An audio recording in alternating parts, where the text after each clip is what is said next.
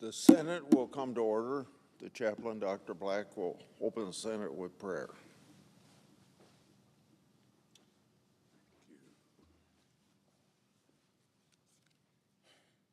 Let us pray. Eternal God, before you nations rise and fall. They grow strong or wither by your design. Help our nation and world to embrace righteousness and to strive for unity and renewal. Lord, hasten the coming of your kingdom, where pain, tears, and death will be no more. Teach all nations the way of peace, so we may plow up battlefields and pound weapons into liberation tools. Teach us to talk across boundaries as brothers and sisters, united by your love.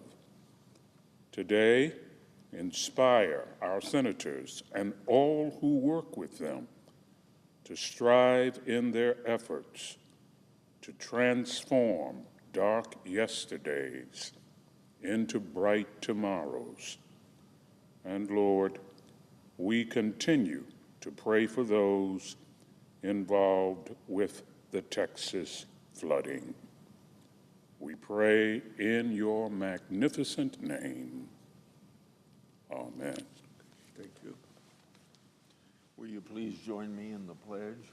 I pledge allegiance to the flag of the United States of America and to the republic for which it stands, one nation under God, indivisible, with liberty and justice for all.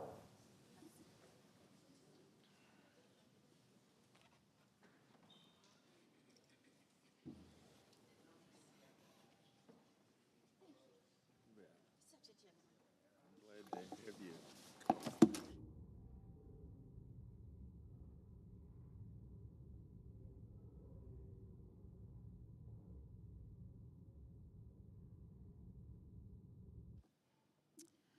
Under the previous order, the leadership time is reserved. Morning business is closed. Under the previous order, the Senate will proceed to executive session and resume consideration of the following nomination, which the clerk will report. Nomination, Department of the Treasury, Jonathan Gould of Virginia to be Comptroller of the Currency. Madam President, Senator from Iowa. July 11th is recognized by the United Nations General Assembly as the International Day of Reflection and Commemoration of the 1995 genocide in Srebrenica. This town in Bosnia and Herzegovina was the scene of the worst genocide on European soil since the Holocaust. Bosnian Serbs, separatists, murdered 8,000 of their fellow Bosnians at that time.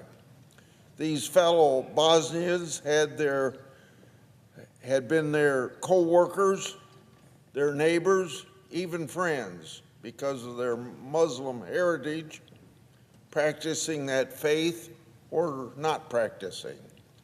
Many Bosnian families who survived the genocide, but who lost their family members, became refugees and found a home in my state of Iowa. Bosnian Iowans have enriched Iowa communities with their strong work ethic, family values, and unique culture. Today, there are renewed calls for ethnic separatism in Bosnia. That dredges up painful memories for those who lived through the genocide of the 90s. As we commemorate the loss which so many Bosnian families experienced, we ought to be alert to the renewed efforts to finalize the ethnic cleansing project began in the 1990s. The Dayton Accords are rightly celebrated for ending that killing of 8,000. But they essentially froze the front lines and enshrined ethnic divisions by creating two entities within Bosnia and Herzegovina. These two entities are named Republika Srpska and the Federation. Prior to the war and the ethnic cleansing, Bosnians of Orthodox, Muslim, and Catholic heritage were very intermixed, although many Bosnians were not particularly practicing their respective religions. The territory is now the Republika Srpska. Used to have a large percentage of Bosnians of Muslim heritage, but most are now gone.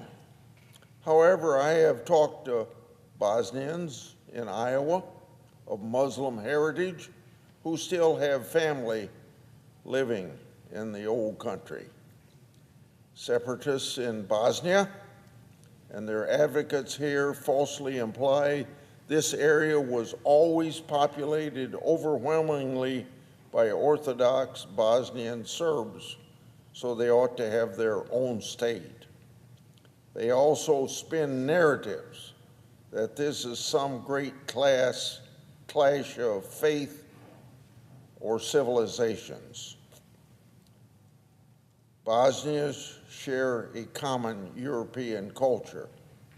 However, it seems like ethnic identity, not whether or how a Bosnian practiced a faith, has been the focus of conflict. Now, there are no easy answers for Bosnia's future, but I'm convinced that state building based on ethnic cleansing is not the right way to go, and we should have learned that from the genocide of 1995. On another subject, Madam President, before noon today, we'll begin our first set of votes on the nomination of Whitney Hermandorfer to serve as Circuit Judge of the Sixth Circuit. Before we do, I want to express my support for her nomination and urge my colleagues to support her nomination and confirm her. Ms. Hermandorfer is President Trump's first judicial nominee, and she's really is a home run pick, or to use a more appropriate expression for a former baseball or basketball player, her nomination is nothing but net. Ms. Hermandorfer list of accolades is something to behold. She graduated magna cum laude, Princeton University, and was co-captain of her basketball team. She was valedictorian at George Washington Law School and clerk for 3 of the current Supreme Court justices, as well as another federal judge. Currently, Ms. Hermandorfer is Director of Strategic Litigation Unit in the Tennessee Attorney General's Office and has led some of the most important litigation in our country, including a recent victory before the Supreme Court. At her hearing, we witnessed firsthand her impressive intellect, composure under pressure, professionalism, and collegial nature. Her performance at her hearing was no surprise to anyone who knows her. Her nominations had been praised by practitioners and academics from across the political spectrum. They understand that Ms. Hermandorfer is dedicated to following the rule of law, not to advancing her preferred policy outcomes. Too often, we've seen judges play policymaker instead of being just simply a jurist. Ms. Hermandorfer understands the powerful role that judges have in our system of government, but even more importantly, she respects the limitation of that power. During the Biden administration, a substantial majority of judicial nominees received bipartisan support. In fact, more than 80% of his nominees got bipartisan support. Republicans wouldn't have picked most of those judges, but many of them still got support from my side of the aisle. Given her impeccable qualifications, I hope we can have the same bipartisan support today for Ms. Hermandorfer. Otherwise, it just shows how political partisan the other side has become. The Senate's advice and consent role for judicial nominees is one of our most important jobs. Sometimes these decisions can be difficult, but in this case, it's pretty simple. I'm confident Ms. Hermandorfer will be an excellent judge, and I urge my colleagues to support her nomination. I yield the floor and suggest the absence of a quorum. Clerk will call the roll. Ms. Also Brooks.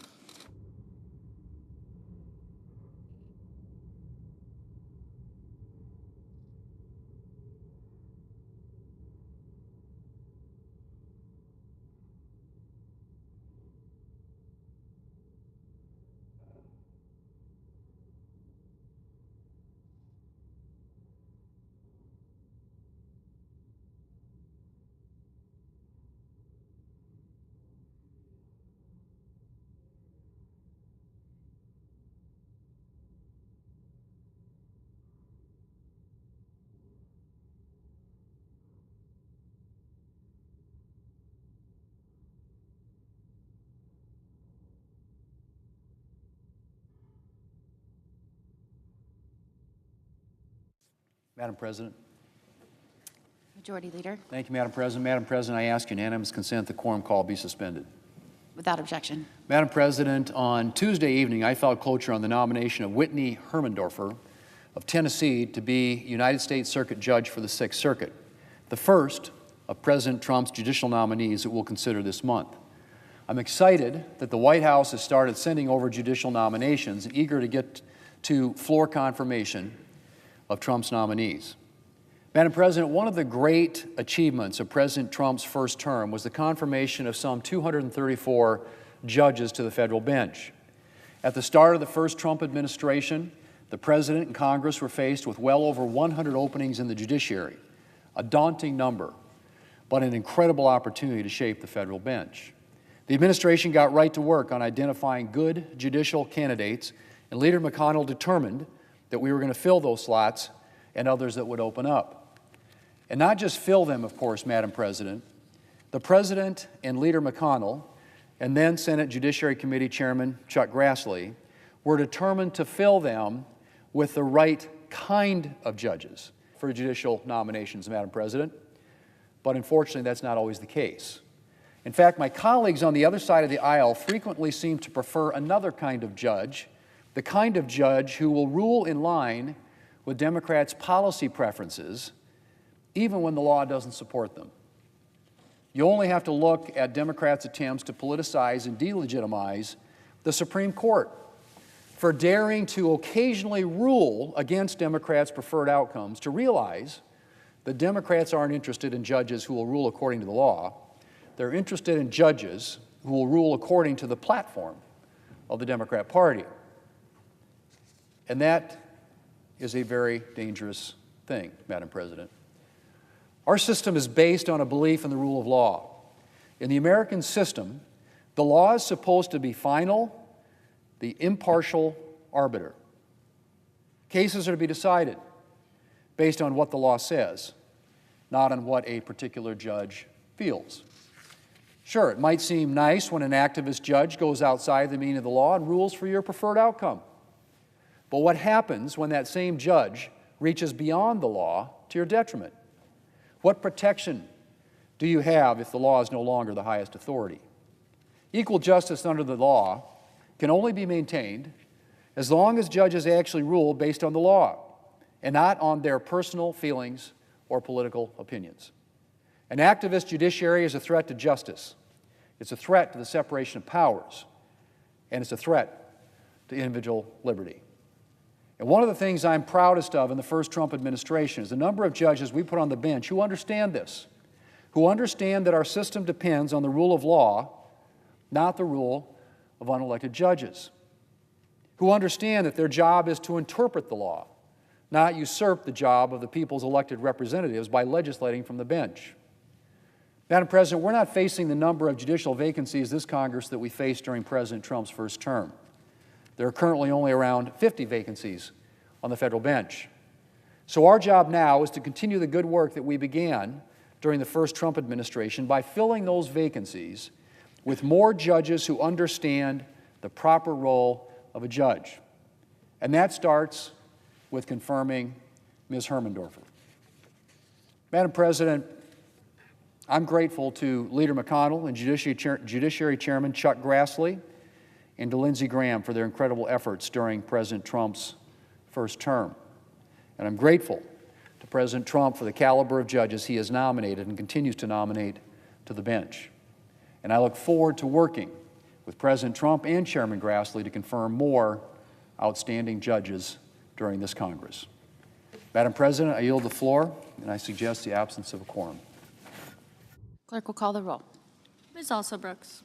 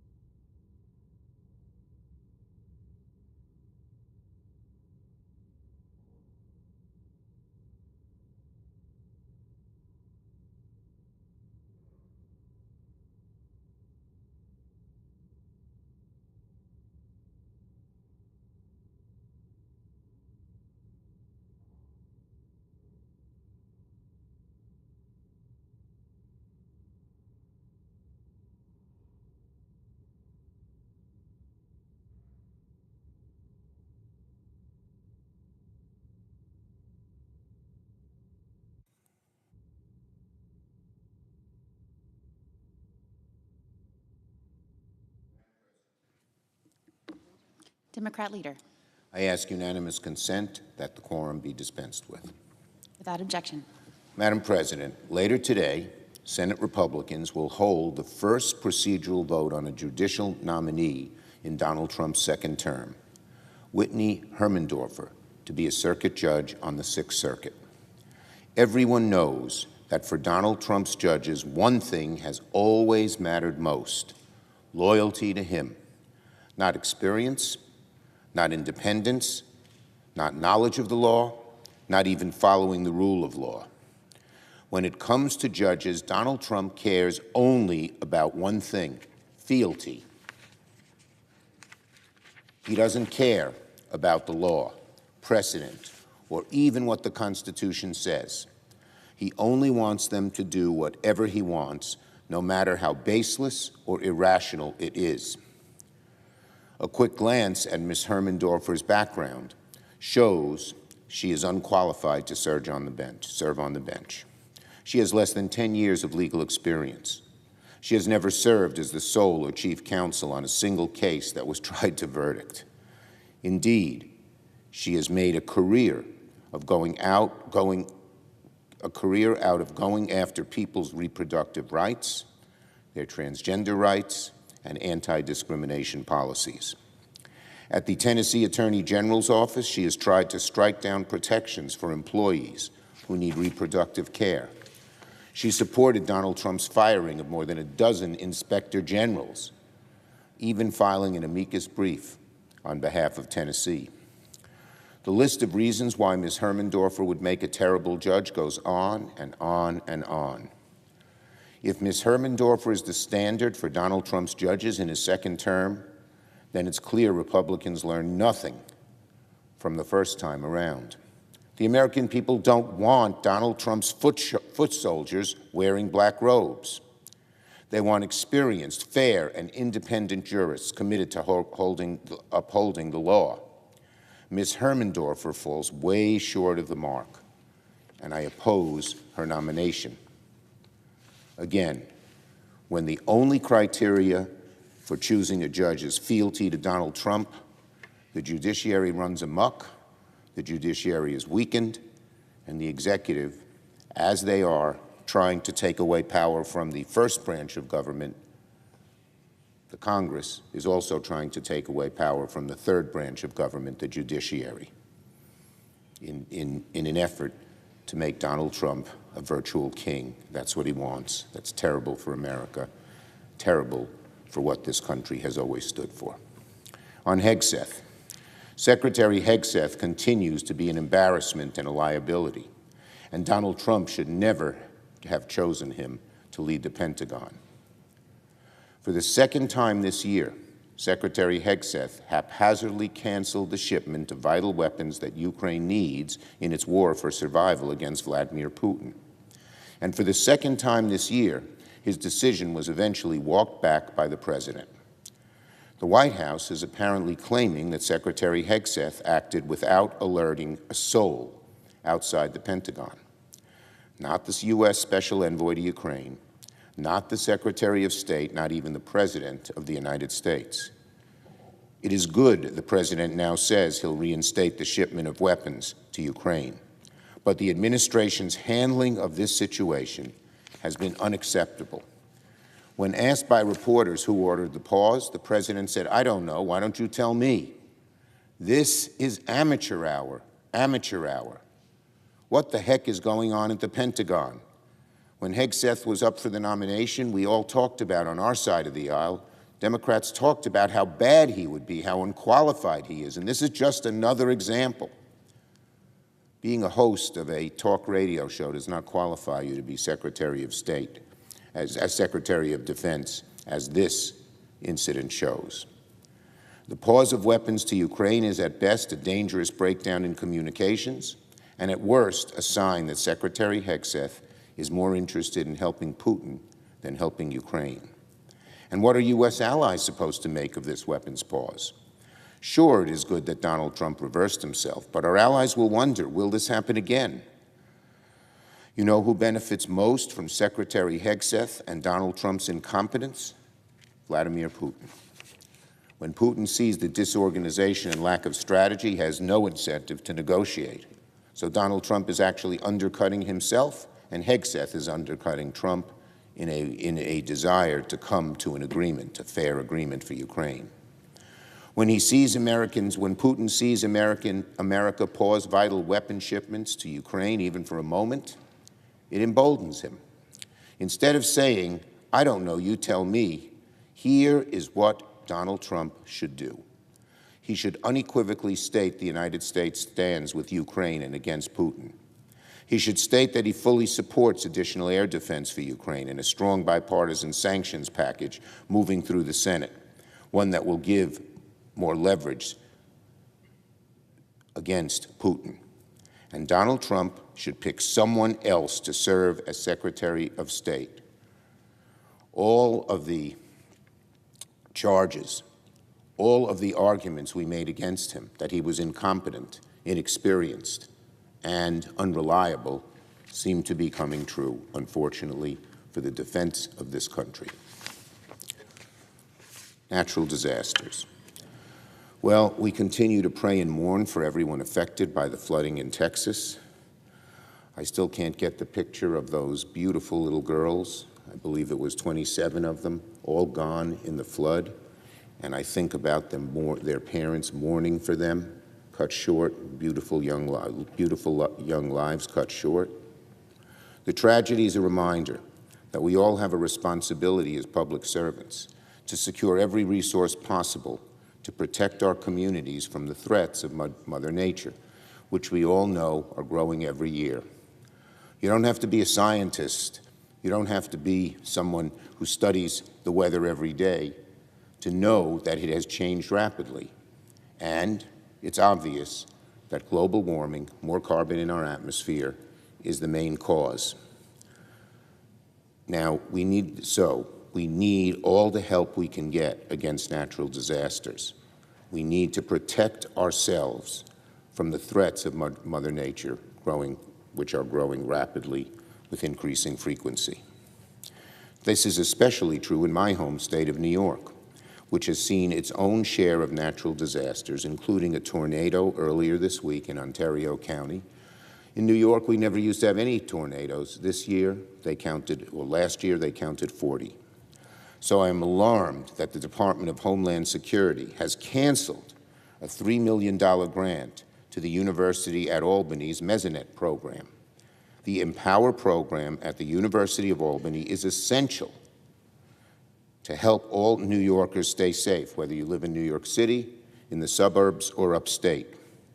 It's essential for all New Yorkers who need to be protected against extreme weather like flooding, who need the warning, which obviously didn't occur in Texas, that bad, dangerous weather is coming. The Mesonet program takes data from 127 different weather stations, from Western New York to Staten Island, to provide better weather models using real-time observations. It helps local emergency managers make better informed decisions and quicker decisions to protect lives and property. It is just utterly amazing that right after the Texas flood, that the Department of Homeland Security is thinking of eliminating this program, which should go across the whole country. It's one of the most advanced weather detection programs we have. And it looks at the atmosphere in various layers. It quickly combines information from various Mesonet stations and gets to the local authorities more quickly and more accurately the dangers that might occur from extreme weather. So today, I am calling on Secretary Noem and the Department of Homeland Security to reinstate funding for the Empower program immediately. It makes no sense at all, to deprive states like New York of resources when we need to stay fully prepared against natural disaster and severe weather. And make no mistake, this cut to this program, which is based in Albany, will reverberate from one end of my state to the other. It will reverberate in places like Staten Island, where the College of Staten Island has a Mesonet facility that is used by the Empower program. If this funding is canceled, it puts pressure at the state level to make it up, and that means fewer resources to alert local officials when dangerous and fast storms develop. Canceling this funding is just completely wrong-headed. It is ill-informed. You know, it's typical of this administration. They just want to cut, cut, cut without even realizing the consequences. And in the wake of the horrible tragedy in Texas, to do this now seems all the more not only inappropriate, but galling and wrong-headed.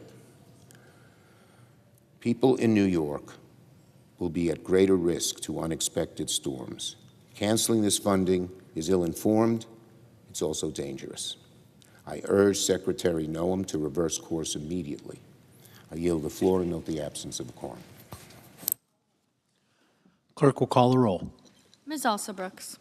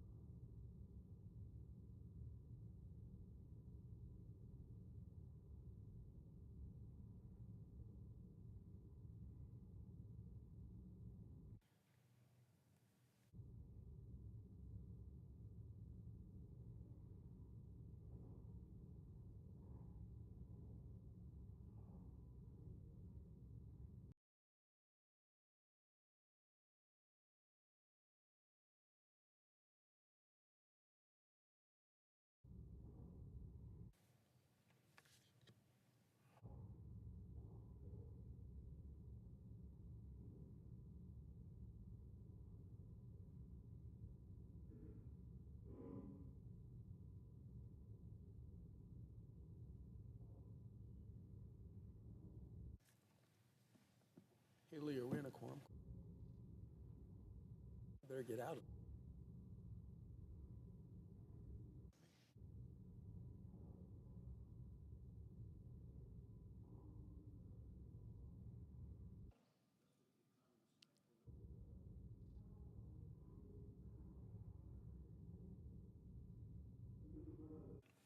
Chair recognizes the Majority Whip, Senator from Wyoming. Thank you, Mr. President. I ask unanimous consent that the quorum call be vitiated.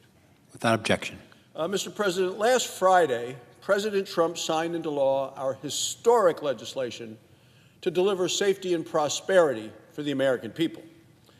Every Democrat in this chamber voted against it. So once again, Democrats do what they do. They turn to the courts to try to undo what Congress has done. This time, it's about the government funding of Planned Parenthood. Now, we just heard the minority leader come to the floor and say, quote, "People want fair judges who will uphold the law." By Monday afternoon, Democrats have filed a lawsuit in Boston, Massachusetts, challenging the very law that was just signed on the 4th of July. Now, I've spoken about this Massachusetts District Court in the past. Look, this is one of the Democrats' favorite venues when they want to obstruct the law of the land. That's because 11 of the 13 judges were appointed by Democrat presidents. Well, by Monday evening, an unelected district court judge appointed by President Obama granted a temporary injunction. There they go again, another temporary injunction blocking the law of the land. The judge did not issue a legal opinion or explain her decision. Instead, this one lone judge, who has a history of radical rulings and partisan activism from the bench, halted the duly enacted law. As a result, millions of taxpayer dollars could be forced to be spent. This is money that taxpayers will never be able to recover. One judge, one district, trying to dictate and derail national policy and a national law. This is another example of radicals in robes undermining the elected branches of our government. As law professor Elizabeth Foley recently wrote in the Wall Street Journal, the separation of powers, she said, is, quote, under assault by rogue judges claiming national power. Over 40 nationwide injunctions have been filed against the Trump administration in the first 6 months. 35 of them were issued by district courts in just 4 states in the District of Columbia: California, Massachusetts, Maryland, and Washington State. This is nearly triple the number of injunctions that President Biden faced his entire 4 years in office. Democrats continue to use the courts to try to reverse President Trump's popular policies. Democrats aren't seeking an unbiased review. They are using the courts as a political tool. It's not how the Constitution is supposed to work. Even Supreme Court Justice Elena Kagan, an Obama appointee, has opposed nationwide injunctions. In 2022, Justice Kagan said, quote, "It just can't be right that one district judge can stop a nationwide policy in its tracks and leave it stopped for the years it takes to go through the normal process." I agree with Justice Kagan. The Supreme Court has recently and repeatedly taken steps to rein in these radical judges. The Supreme Court has overturned 11 injunctions against the administration just since January. That includes Tuesday's 8-1 order in the case of Trump versus the American Federation of Government Employees. This abuse of the courts needs to end. That's why I support the Judicial Relief Clarification Act. This legislation was written by Chairman of the Judiciary Committee, Chuck Grassley of Iowa. His legislation would limit lower courts from using sweeping injunctions to block national policies. Additionally, the Senate must move quickly to confirm judges who apply the laws as written, not judges who try to legislate from the bench. Later today, we're going to begin the process of confirming President Trump's first judicial nominee this term. It is for President Trump's nominee to serve on the Sixth Circuit Court of Appeals. Her name is Ms. Whitney Hermandorfer. She is smart, she's tough, she's ready to serve. She has the full backing of her home state senators, Senator Blackburn and Senator Hagerty of Tennessee. She also has the support of the chairman of the Judiciary Committee, Senator Grassley. Mr. President, the Constitution is clear. Congress controls federal spending. The power of purse belongs to Congress. Doesn't belong to unelected district court judges with a gavel and a grudge. The American people deserve better. Enough is enough. It's time to restore constitutional order. It's time to rein in rogue judges. It's time to confirm judges who respect the rule of law. Thank you, Mr. President. I yield the floor. Suggest the applicant.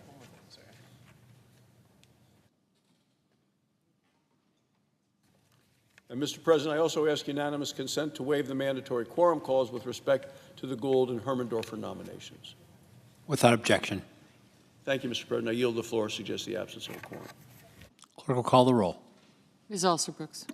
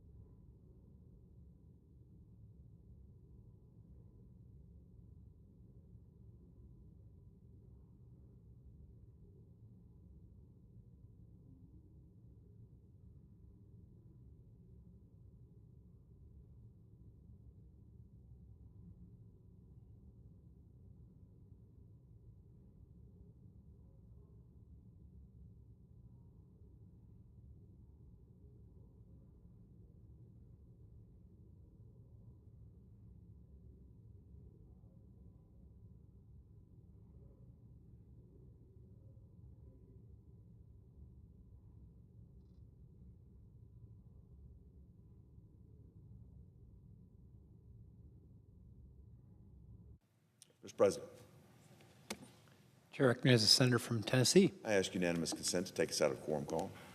Without objection. Thank you, Mr. President. Mr. President, I'm here today to urge my colleagues to support the confirmation of Whitney Hermandorfer. Whitney Hermandorfer is President Trump's nominee to be the judge of the Sixth Circuit. It's a defining moment for the second Trump administration because Whitney is the first judicial nominee to be brought forward to serve at the circuit court level. She's the first Trump nominee to come before the United States Senate, and she is a perfect candidate to be that first nominee. She's going to set the benchmark for excellence for all future judicial nominees. Indeed, I don't think President Trump could have made a better choice. Ms. Hermandorfer is eminently qualified. She graduated first in her law school class. Then she clerked on the district court for D.C., the D.C. Circuit, and not once but twice at the Supreme Court of the United States. Whitney served as the lead strategist and advocate for our home state of Tennessee, representing the volunteer state in its most complex and important cases. And, unsurprisingly to everybody that knew her and knows her, she did an exceptional job. Ms. Hermandorfer has the experience and the demeanor that our very best judges possess, along with the genuine humility, kindness, and a sense of optimism that I think everybody will appreciate. Most importantly, Ms. Hermandorfer will faithfully discharge the solemn duties of a judge. She will interpret the Constitution according to its original meaning. She'll administer justice without fear, without favor. She'll rule without preference for the poor or the rich, the weak or the powerful. She'll protect the precious rights recognized in the Constitution and safeguard the delicate separation of powers that our founders established. Whitney Hermandorfer is an outstanding nominee. Any delay in confirming her deprives our courts of the very best and the very brightest that our nation can offer. So I'm here today to urge my colleagues to support her nomination on today's procedural vote, and I'm going to encourage this body to quickly proceed to her nomination and confirmation. Thank you.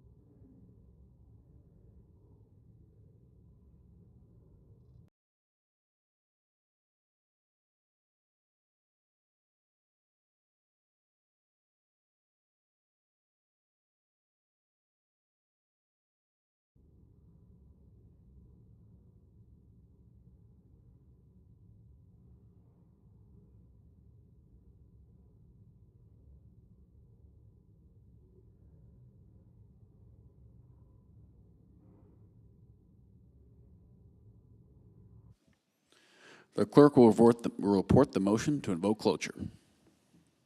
Cloture motion. We, the undersigned senators, in accordance with the provisions of Rule 22 of the Standing Rules of the Senate, do hereby move to bring to a close debate on the nomination of Jonathan Gould of Virginia to be Comptroller of the Currency, signed by 17 senators. Under the previous order, the mandatory quorum call under Rule 22 has been waived. The question is, at the sense of the Senate, that debate on the nomination of Jonathan Gould of Virginia to be Comptroller of the Currency for a term of 5 years shall be brought to a close. The yeas and nays are mandatory under the rule. The clerk will call the roll. Ms. Alsobrooks, Ms. Baldwin, Mr. Banks, Mr. Barrasso, Mr. Bennett, Mrs. Blackburn, Mr. Blumenthal, Ms. Blunt-Rochester, Mr. Booker, Mr. Bozeman, Mrs. Britt, Mr. Budd, Ms. Cantwell, Mrs. Capito, Mr. Cassidy, Ms. Collins, Mr. Coons, Mr. Cornyn, Ms. Cortez Masto, Mr. Cotton, Mr. Kramer, Mr. Crapo.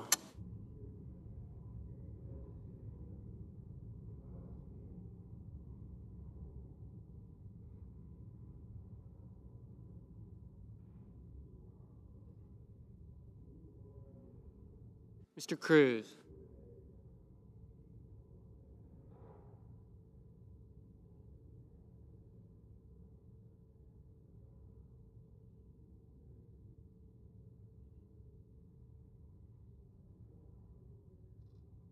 Mr. Curtis.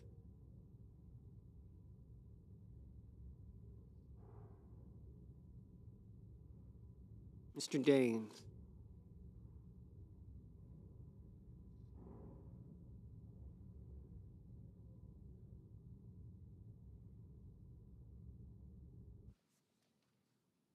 Ms. Duckworth.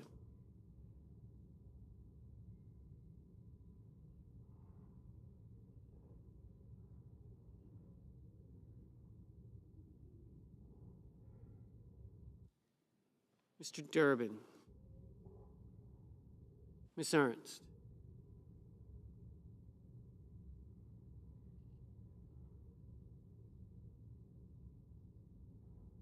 Mr. Fetterman.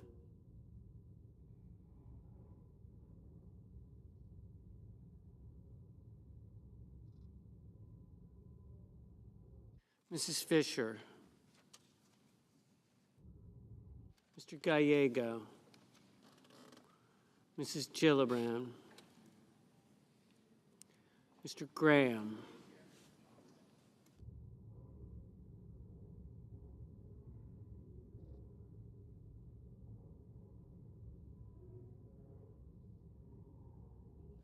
Mr. Grassley.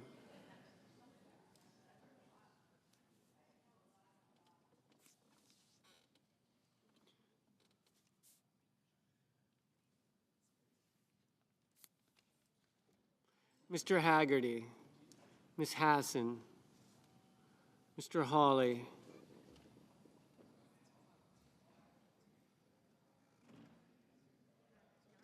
Mr. Heinrich,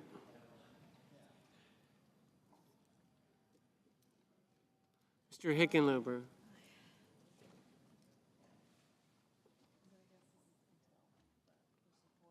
Ms. Hirono,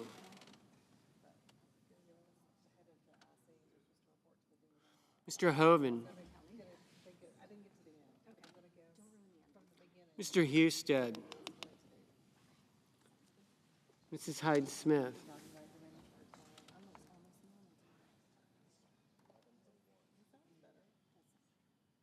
Mr. Johnson, Mr. Justice, Mr. Kane, Mr. Kelly,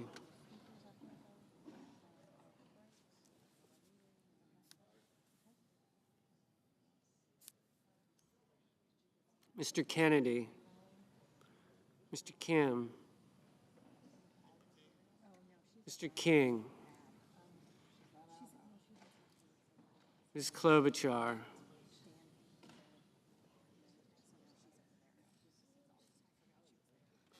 Mr. Langford,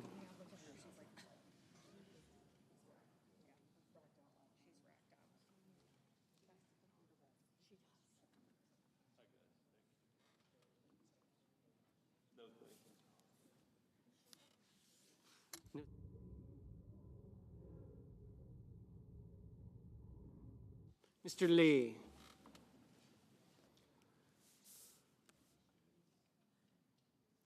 Mr. Lujan.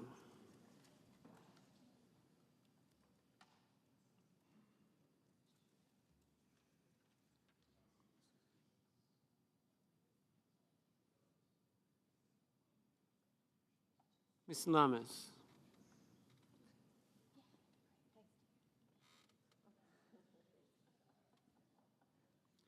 Mr. Markey.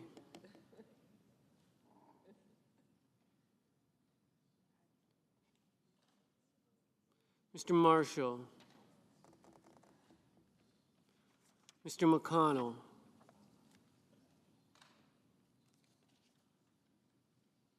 Mr. McCormick.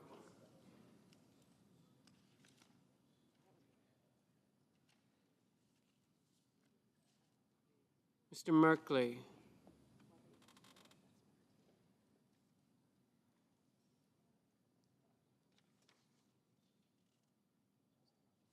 Mrs. Moody. Mr. Moran. Mr. Moreno.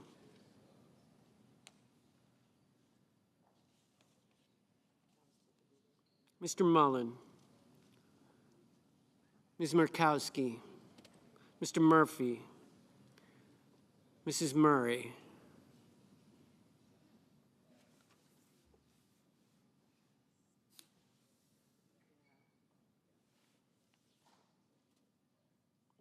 Mr. Ossoff. Mr. Padilla. Mr. Paul. Mr. Peters. Mr. Reed. Mr. Ricketts. Mr. Risch.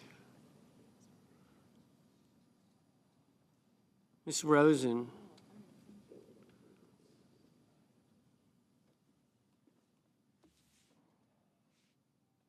Mr. Rounds.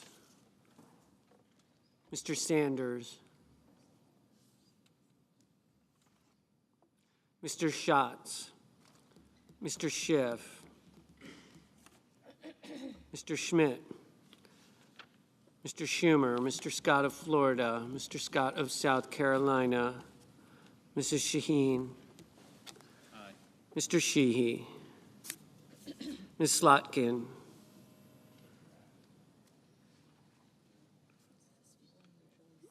Ms. Smith.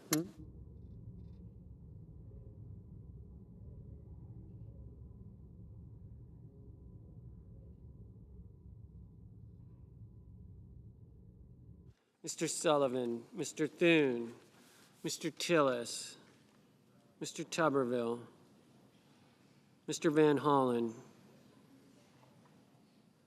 Mr. Warner, Mr. Warnock, Ms. Warren, Mr. Welch, Mr. Whitehouse, Mr. Wicker, Mr. Wyden, Mr. Young.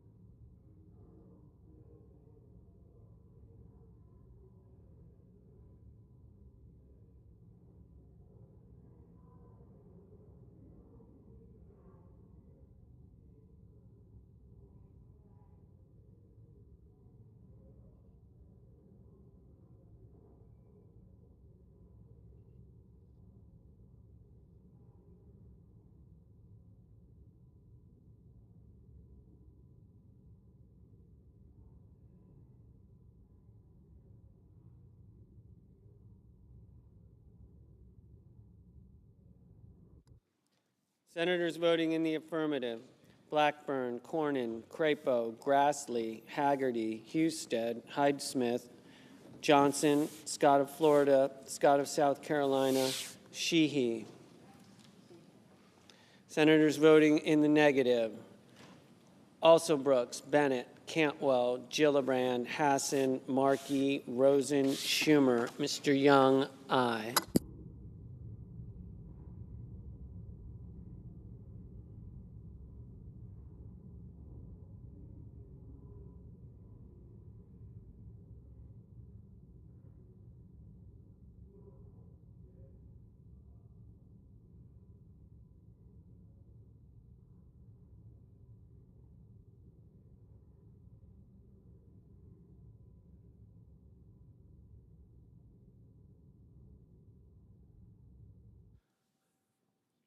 Mr. Budd, aye.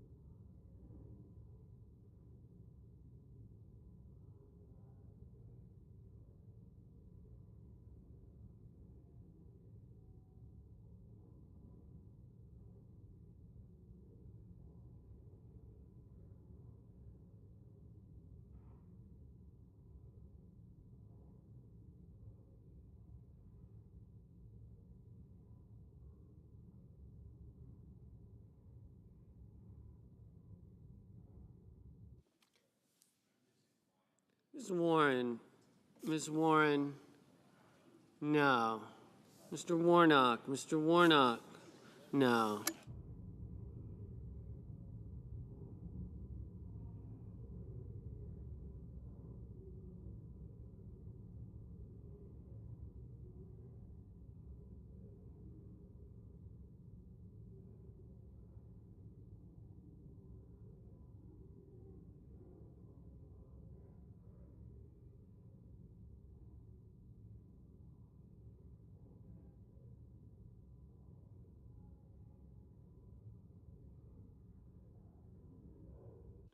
Mr. Gallego, no. That's a new one. I've never seen that before. Mr. Kennedy, aye.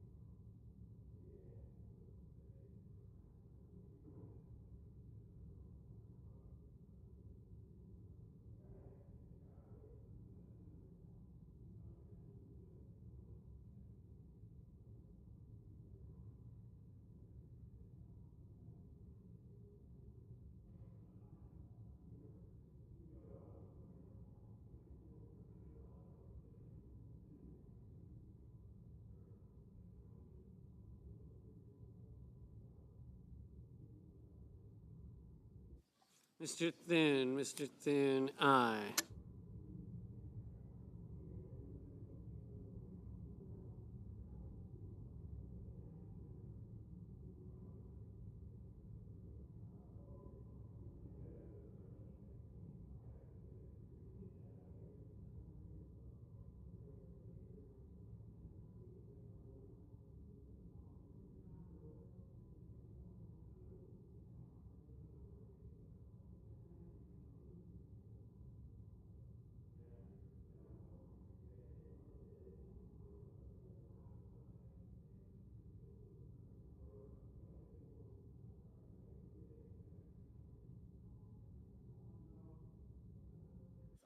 Mr.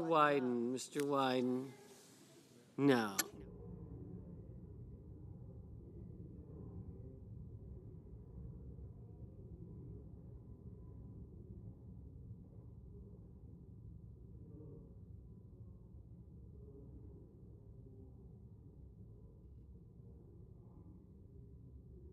Mr. Rounds, aye. Mr. Lujan, no.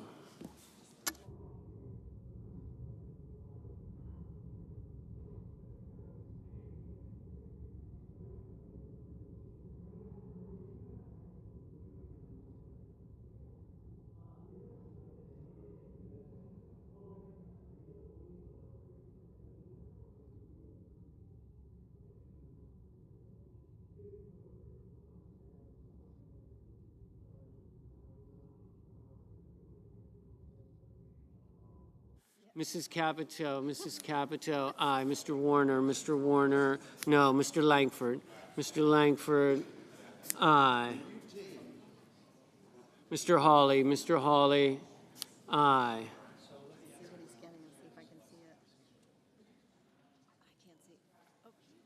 Mr. Cassidy, aye. Mr. Wicker, aye.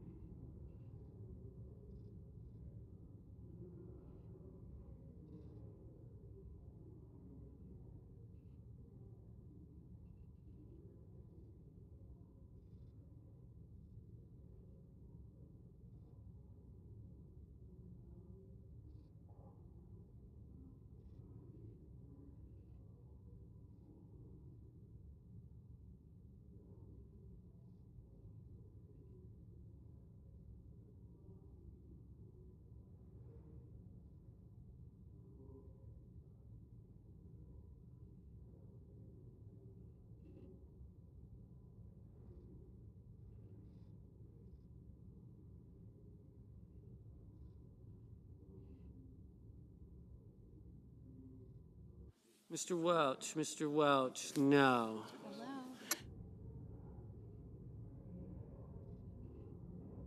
Mr. King, no. Mr. Cotton, aye. Mr. Schiff, no. Mr. Schmidt, aye. And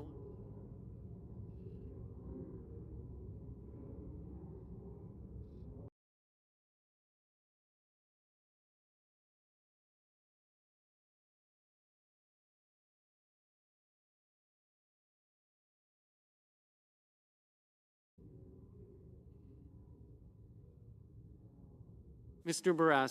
Barrasso, aye.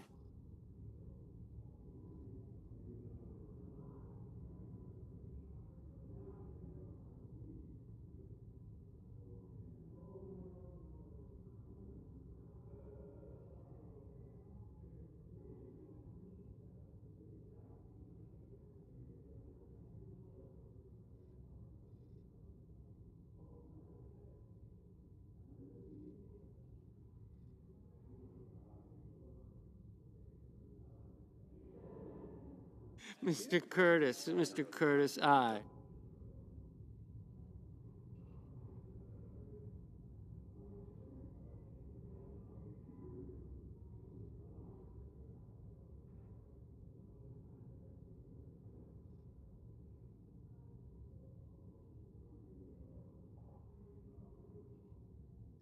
Mr. Banks, aye. Mr. Marshall, aye.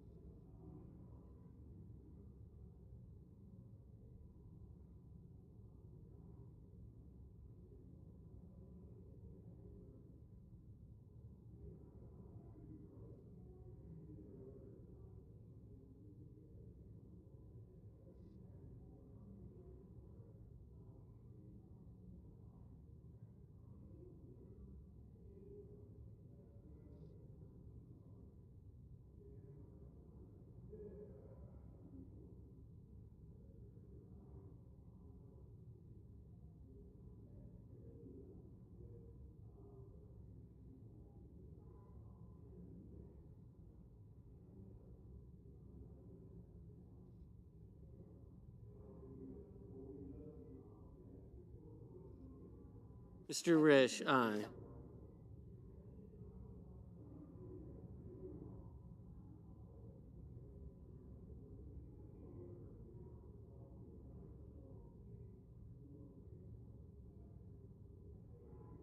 Mr. Booker, no.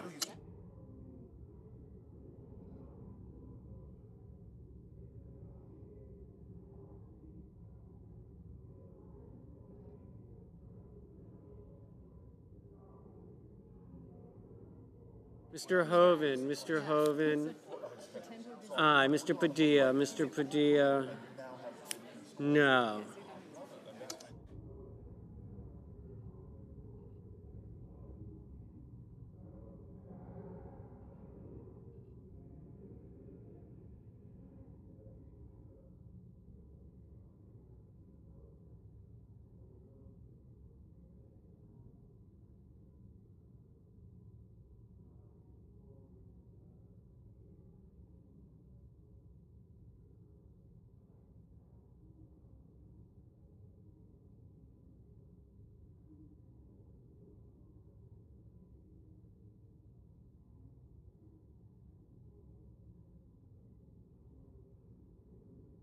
Mr. Bozeman, aye.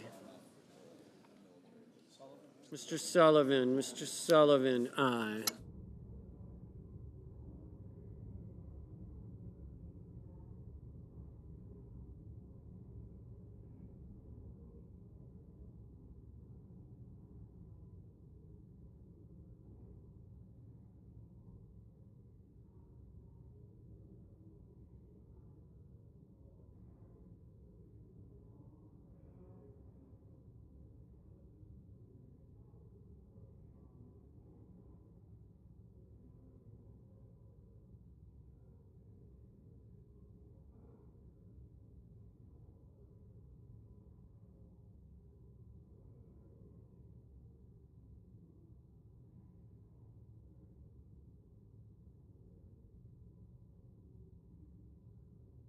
Mr. Kane, no. Mr. McCormick, aye.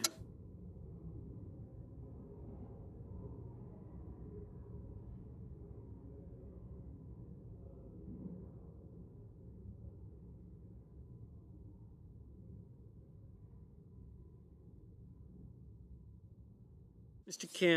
Kim, no.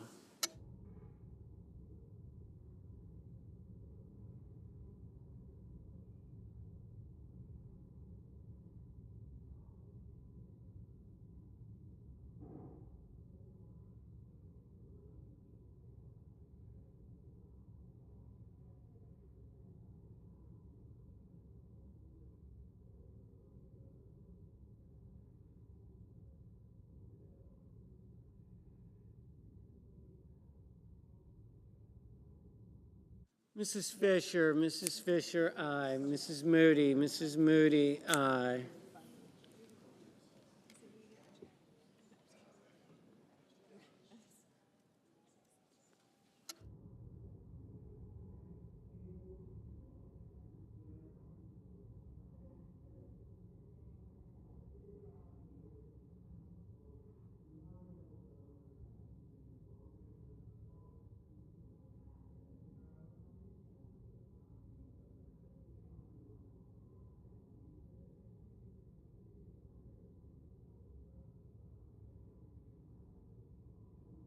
Mr. Fetterman, no.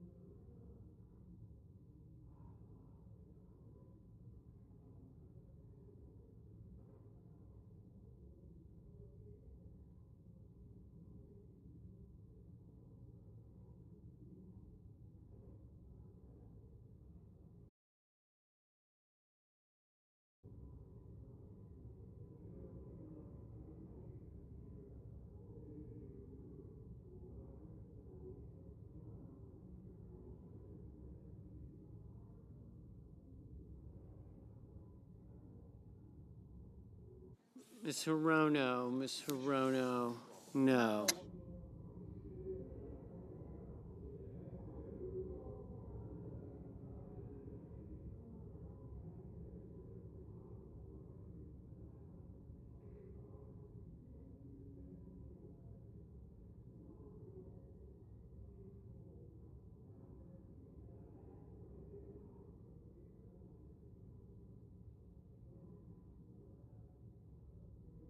Mr. Kramer, aye. Mr. Daines, aye. Mr. Paul, aye.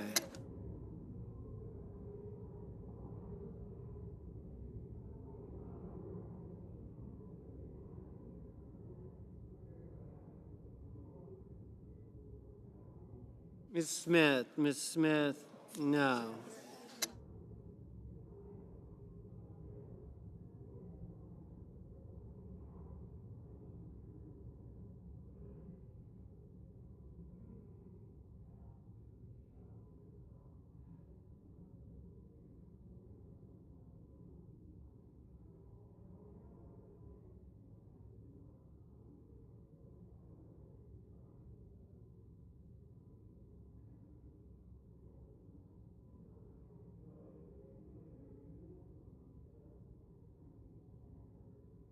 Mr. Lee, aye.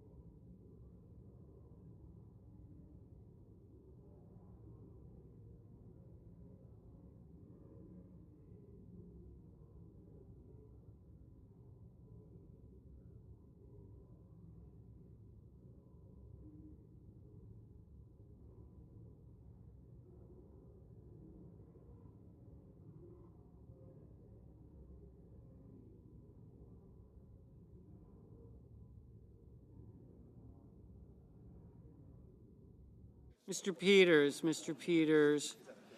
No. Ms. Klobuchar? Ms. Klobuchar? No. Mr. Merkley? Mr. Merkley? No.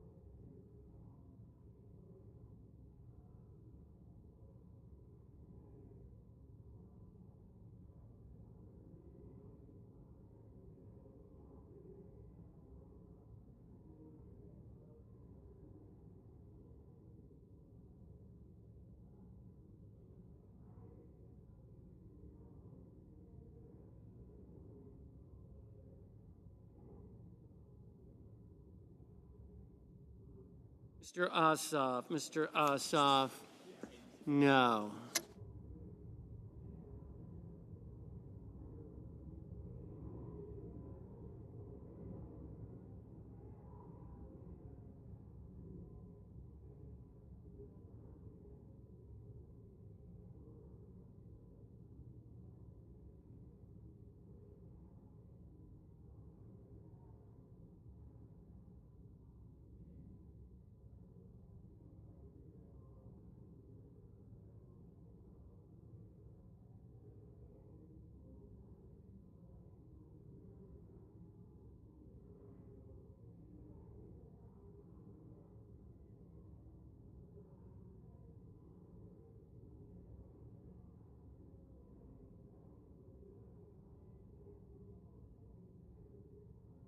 Ms. Ernst? Ms. Ernst? Then I don't need a file because we Aye. can use the ledge console file. Yeah. Ms. Slotkin? Ms. Slotkin? No.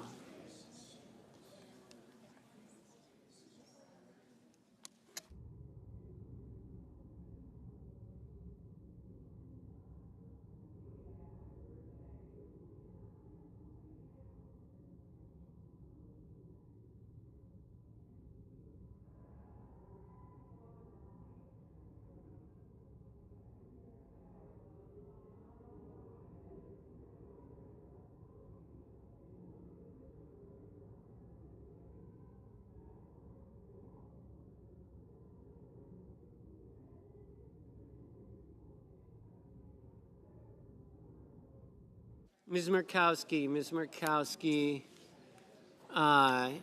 Mr. Schatz? Mr. Schatz? No. Mr. Cruz? Mr. Cruz? Aye.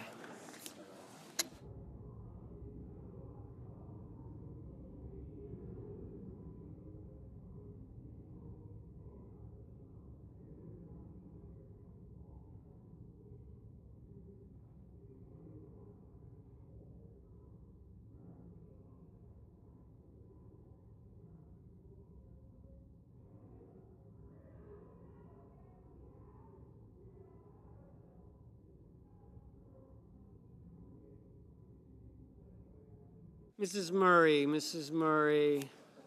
No. Ms. Collins? Ms. Collins? Aye.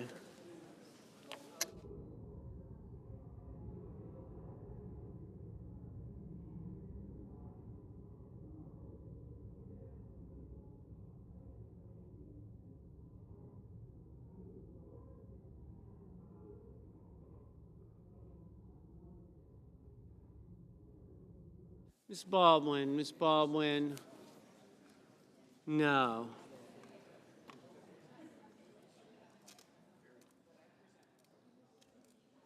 Mr. Mullen? Mr. Mullen? Aye. Mr. McConnell? Mr. McConnell? Aye. Mr. Moran? Mr. Moran? Aye. Mr. Van Hollen? Mr. Van Hollen? No. Hey, guys.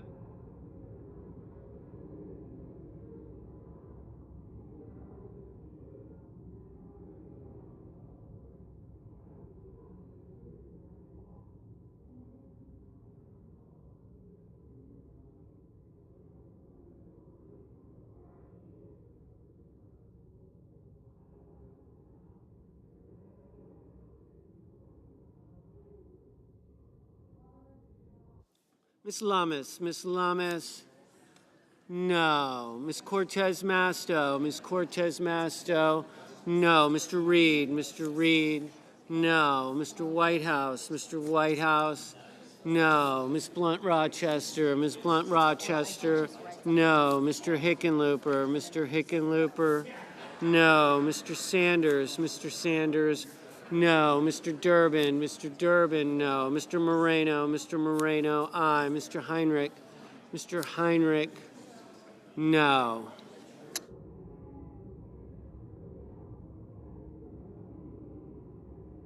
Mrs. Shaheen, Mrs. Shaheen. No.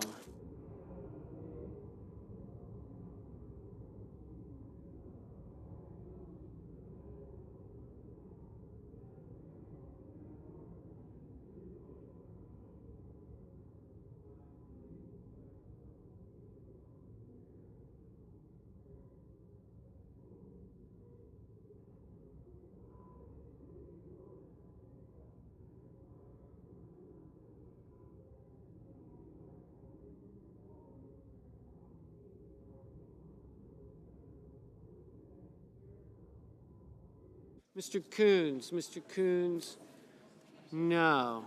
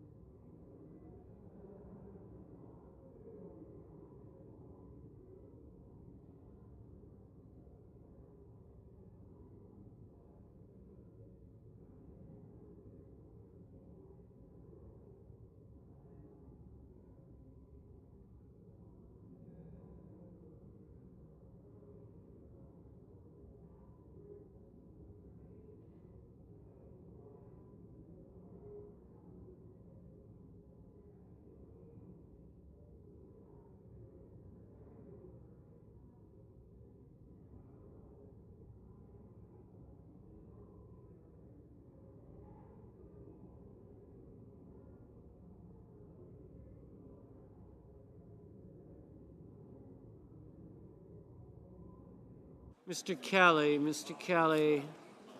No. Mrs. Brett, Mrs. Brett.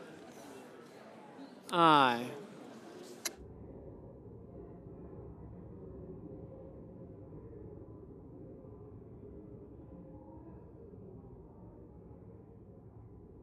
Mr. Tuberville, Mr. Tuberville. Aye.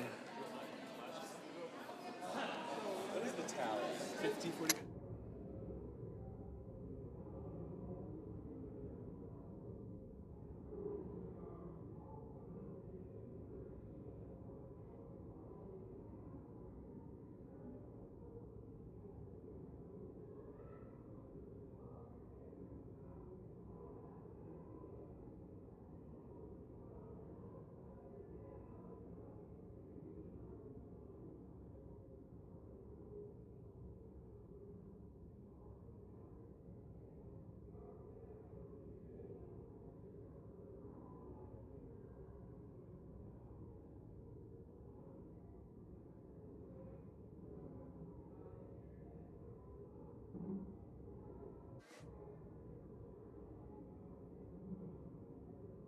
Yeas are 50 and nays are 45. Motion is agreed to.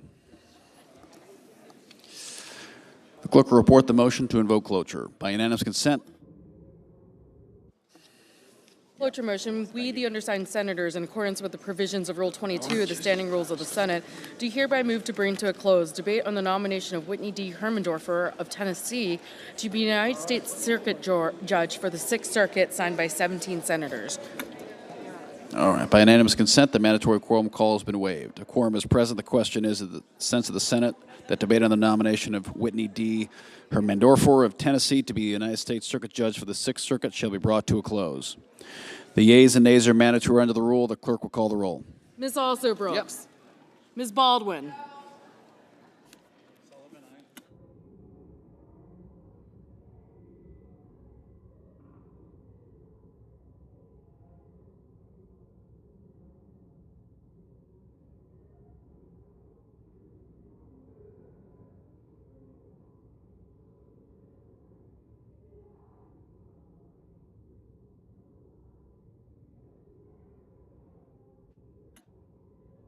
Mr. Banks, Mr. Barrasso, Mr. Bennett, Mrs. Blackburn,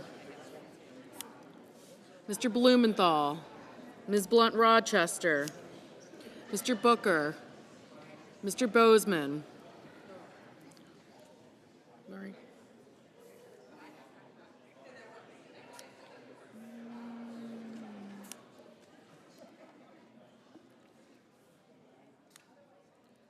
Mr. Booker, Mr. Bozeman, Mrs. Britt, Mr. Budd,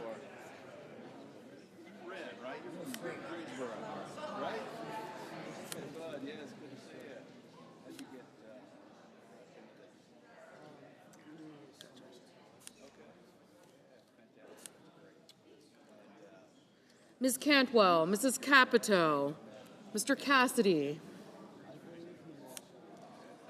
Ms. Collins,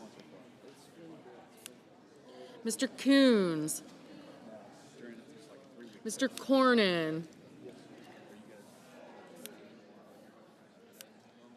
Ms. Cortez Masto, Mr. Cotton,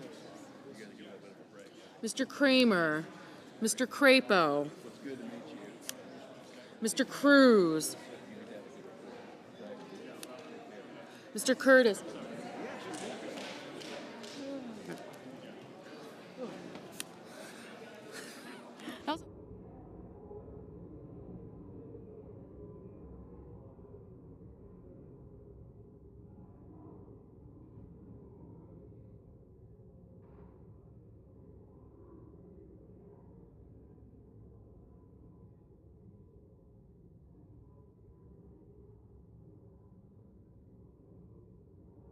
Mr. Daines, Ms. Duckworth, Mr. Durbin, Ms. Ernst, Mr. Fetterman, Mrs. Fisher, Mr. Gallego, Mr. Graham, Mr. Grassley, Mr. Haggerty, Ms. Hassan, Mr. Hawley, Mr. Heinrich, Mr. Hickenlooper, Ms. Hirono,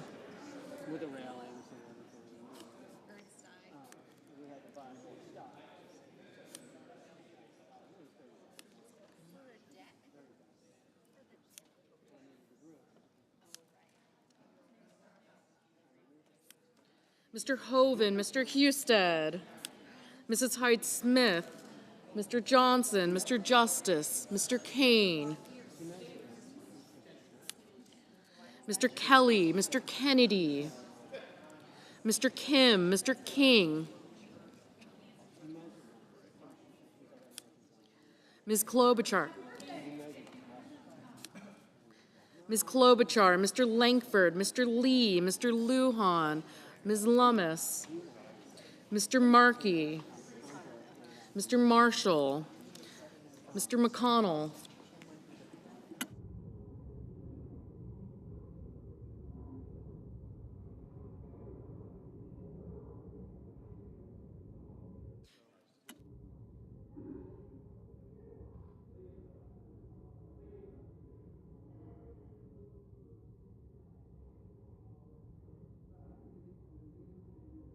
Mr. McCormick, Mr. Merkley, Mrs. Moody, Mr. Moran, Mr. Marino, Mr. Mullen,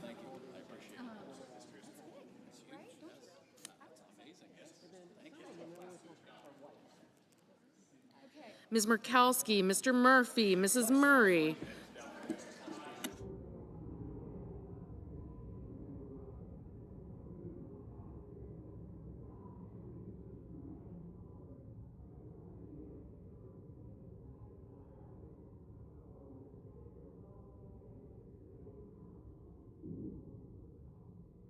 Mr. Murphy, Mrs. Murray, Mr. Ossoff, Mr. Padilla, Mr. Paul, Mr. Peters, Mr. Reed, Mr. Ricketts, Mr. Risch,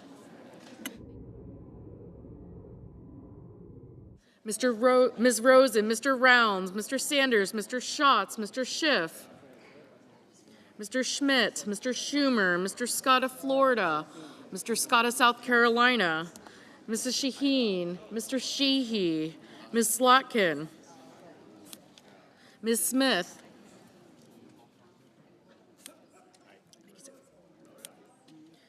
Mr. Sullivan, Mr. Thune, Mr. Tillis, Mr. Tuberville, Mr. Van Hollen, Mr. Warner, Mr. Warnock,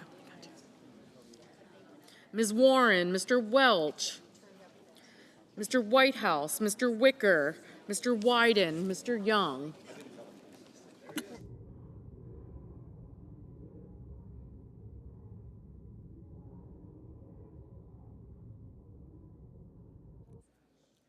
Senators voting in the affirmative: Barrasso, Bozeman, Britt, Budd, Collins, Cornyn, Cotton, Kramer, Cruz, Curtis, Daines, Ernst, Fisher, Hoeven, Husted, Justice, Lee, Lummis, Marshall, McConnell, Moody, Moran, Marino, Mullen, Murkowski, Paul, Ricketts, Rounds, Sheehy, Sullivan, Tuberville, and Young.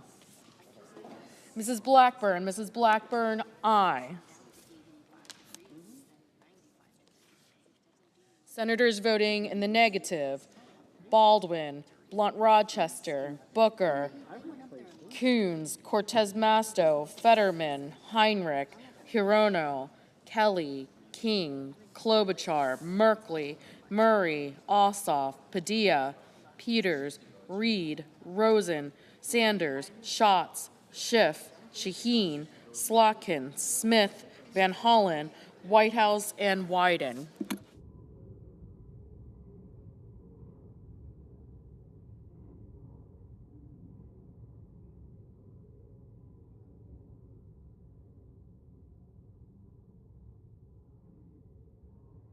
Mr. Grassley, aye.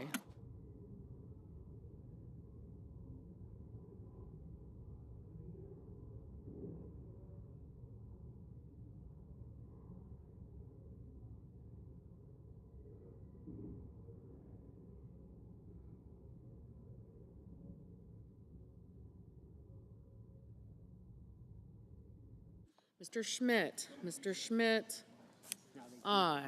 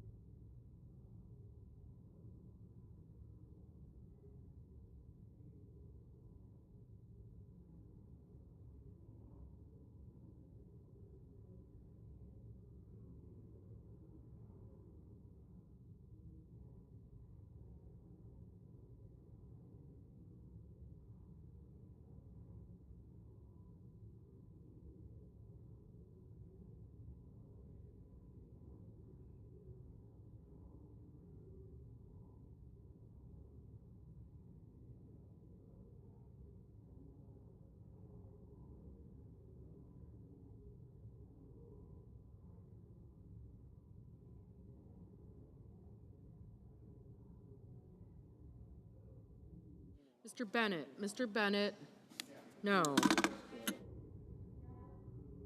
Mrs. Gillibrand, Mrs. Gillibrand, no. Mr. Gallego, no. Mrs. Capito, aye.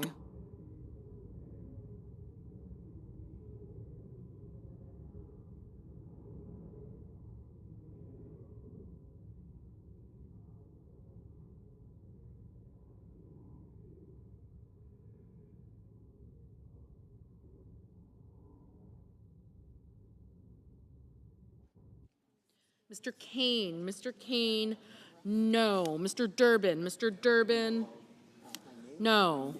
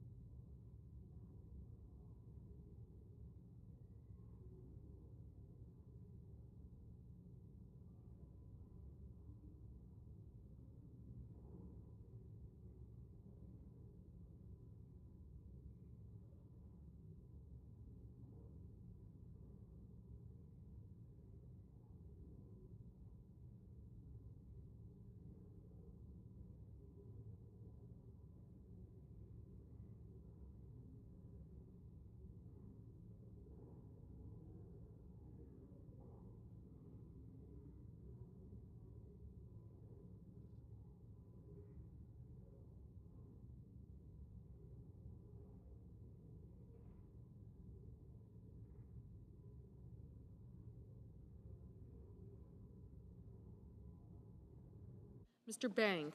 Banks, aye.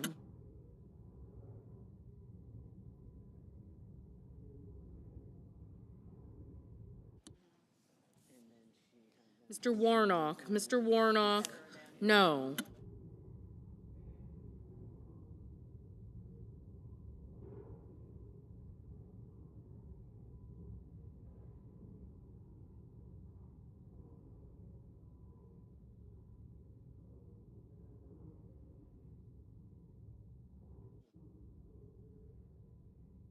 Mr. Kennedy, aye.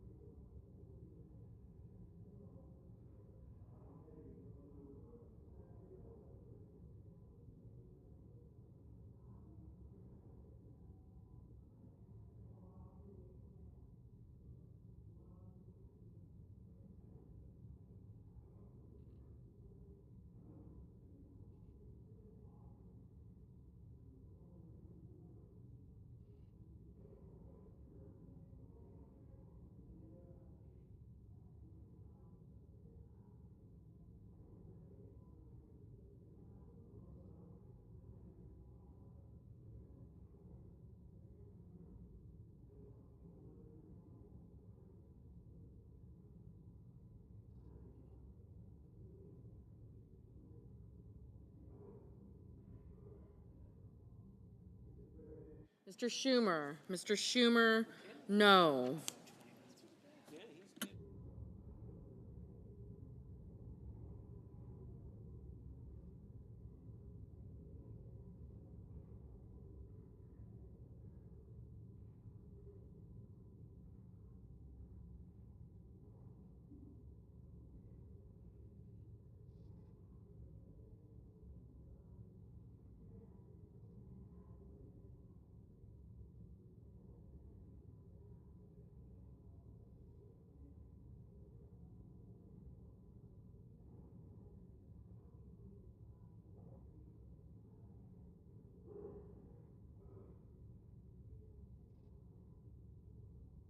Mr. Scott. Mr. Scott of Florida, aye.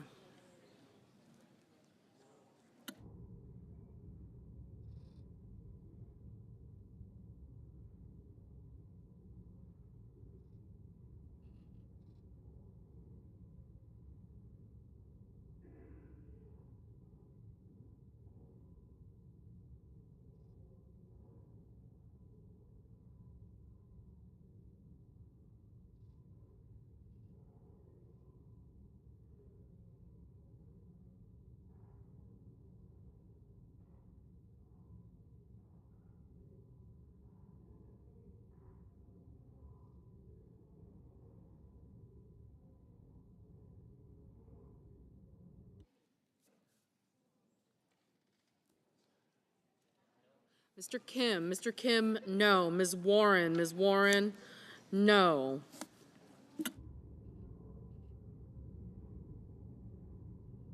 Mr. Langford, aye. Ms. Hassan, no.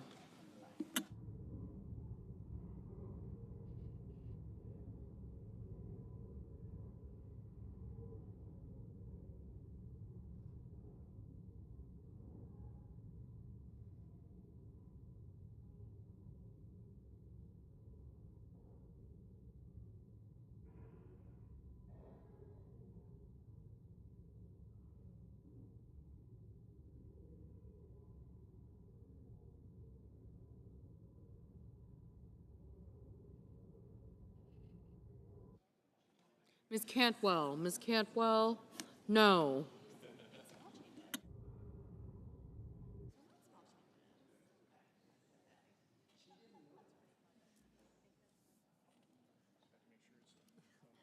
Mr. Johnson, aye. Mr. Risch, aye. Ms. Alsobrooks, no.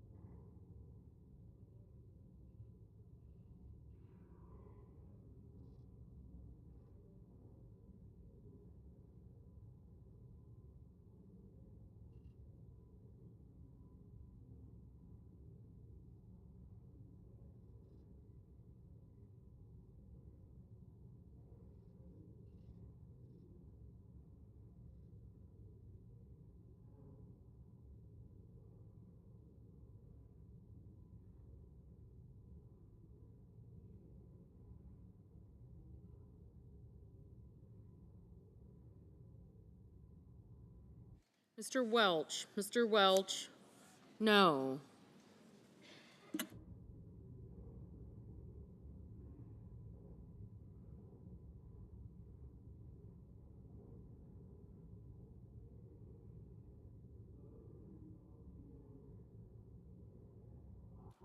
Mr. Wicker,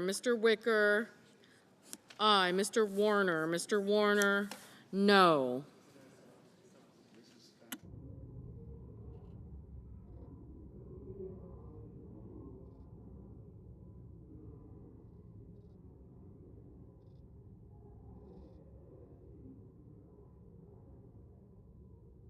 Mrs. Hyde-Smith, aye.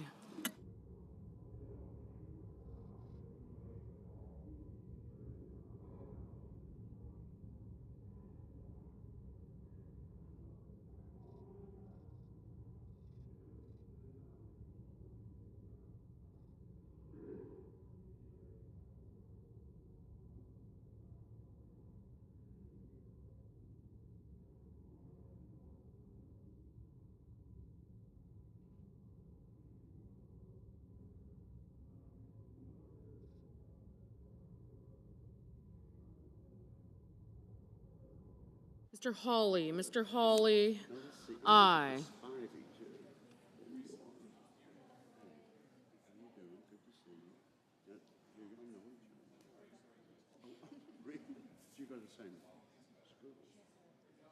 Mr. Thune. Mr. Thune, aye.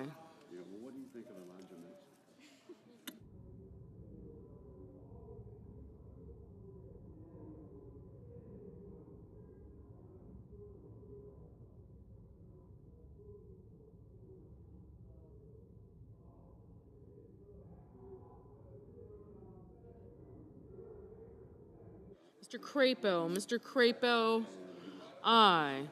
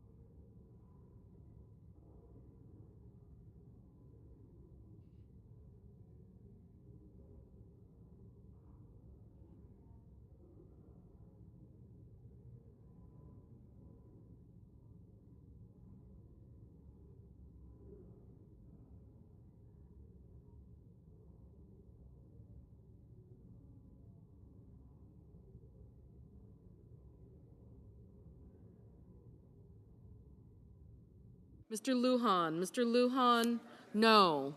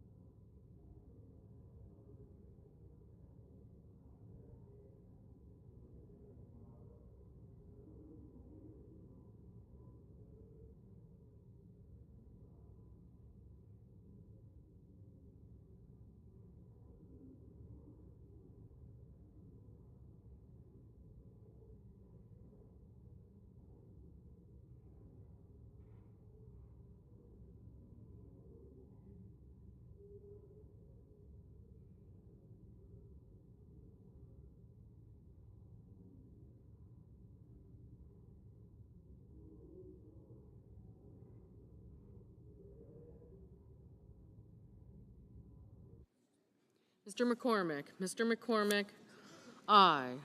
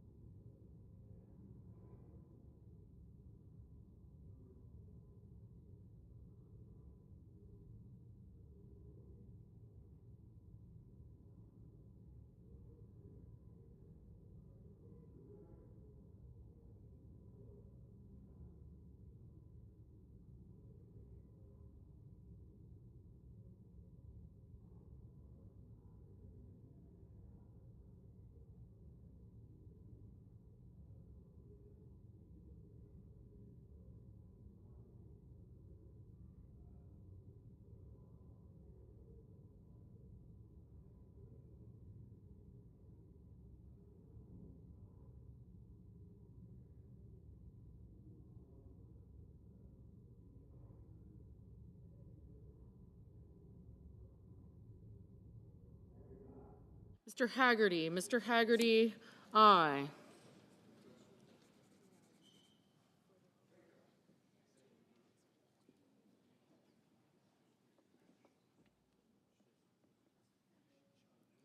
Mr. Scott. Mr. Scott of South Carolina, aye.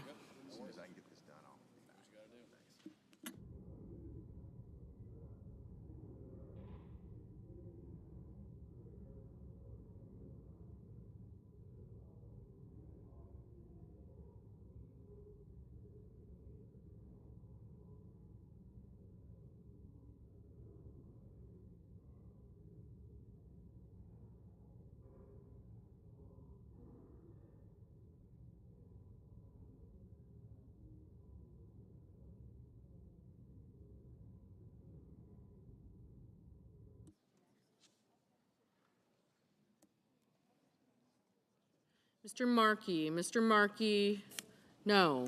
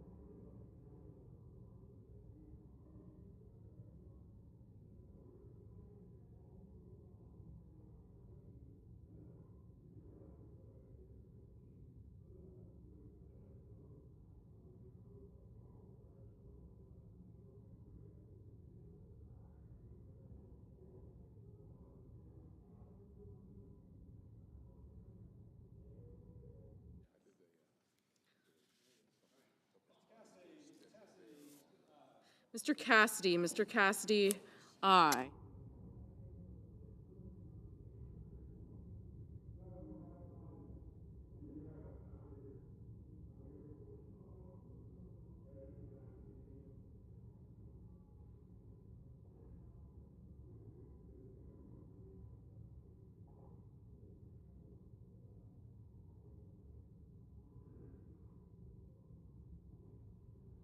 Okay, the yeas are 51, the nays 43. The motion's agreed to.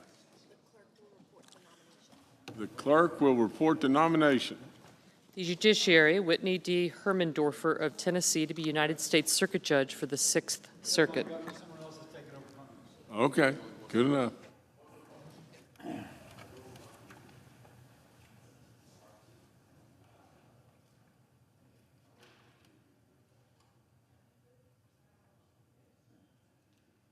Mr. President. The senator from Vermont. Thank you, Mr. President.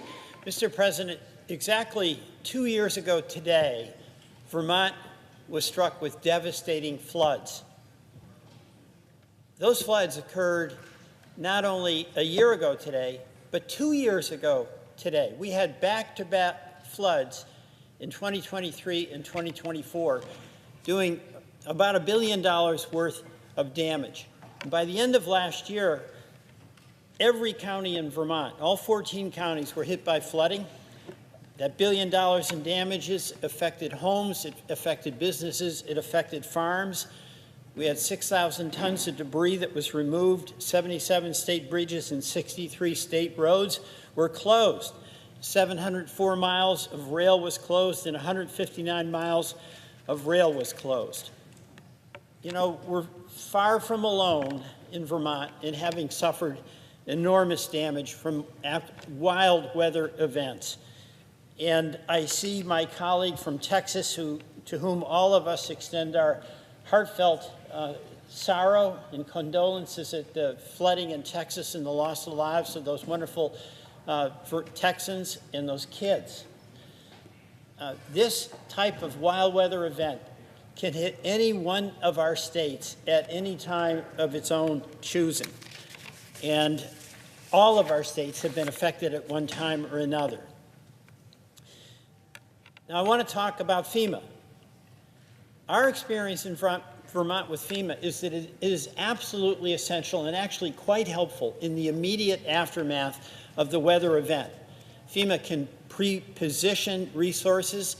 It has the capacity to surge resources and personnel, including people with real experience, and can coordinate with the local response, which is always very intense, from state resources and also from incredible outpouring of help from volunteers.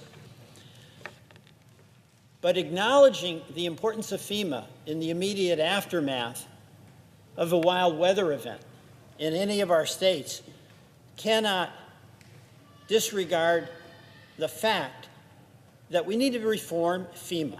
We need significant reform in FEMA. In the aftermath of the floods of 2023 and 2024, I visited all of our communities that were affected, and I followed up after that to talk to our local officials, our local volunteers, our local regional planning commissions. What worked and what didn't in the long-term response?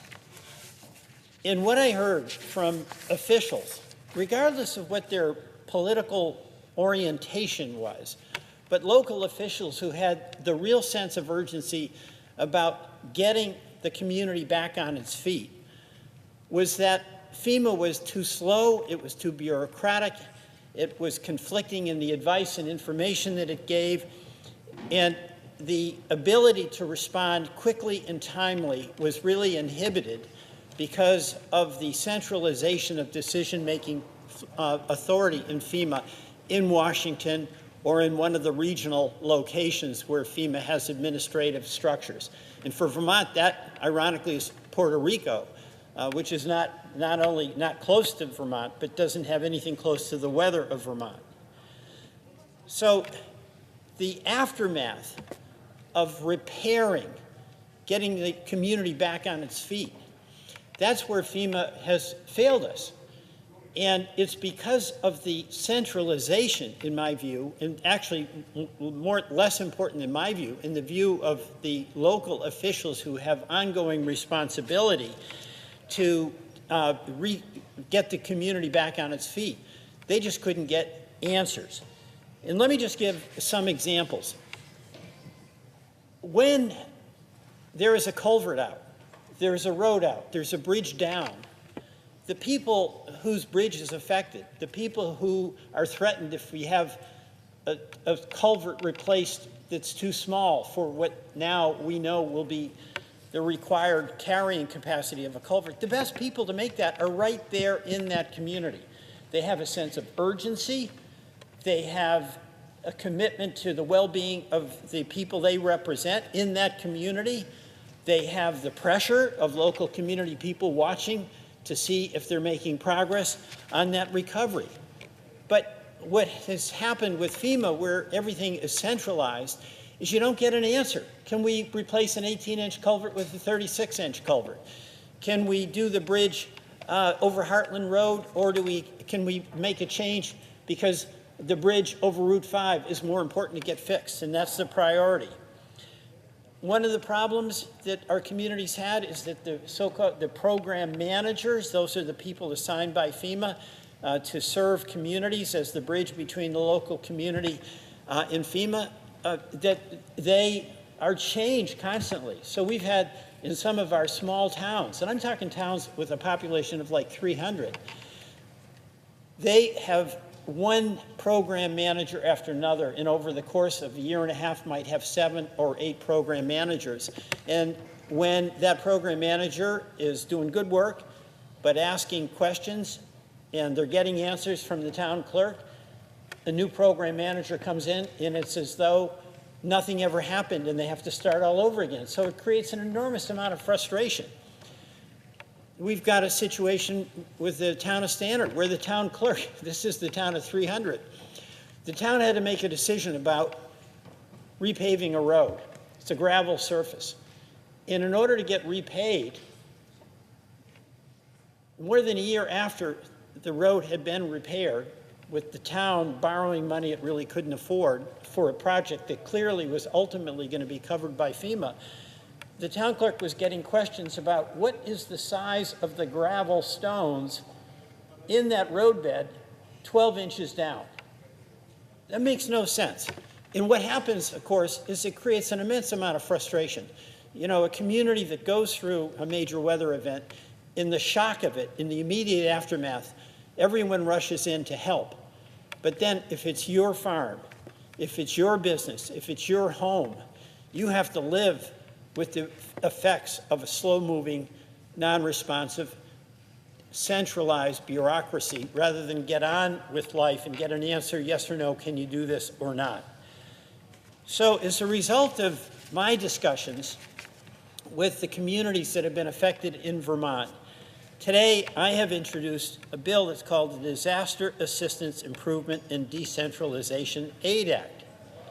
And quite simply, what this bill does is recognize that if you're going to get as quick a recovery as possible, as efficient a recovery as possible, as cost-effective recovery as possible, you actually have to delegate responsibility and authority to the local community that has to live with the consequences of the damage that has been done.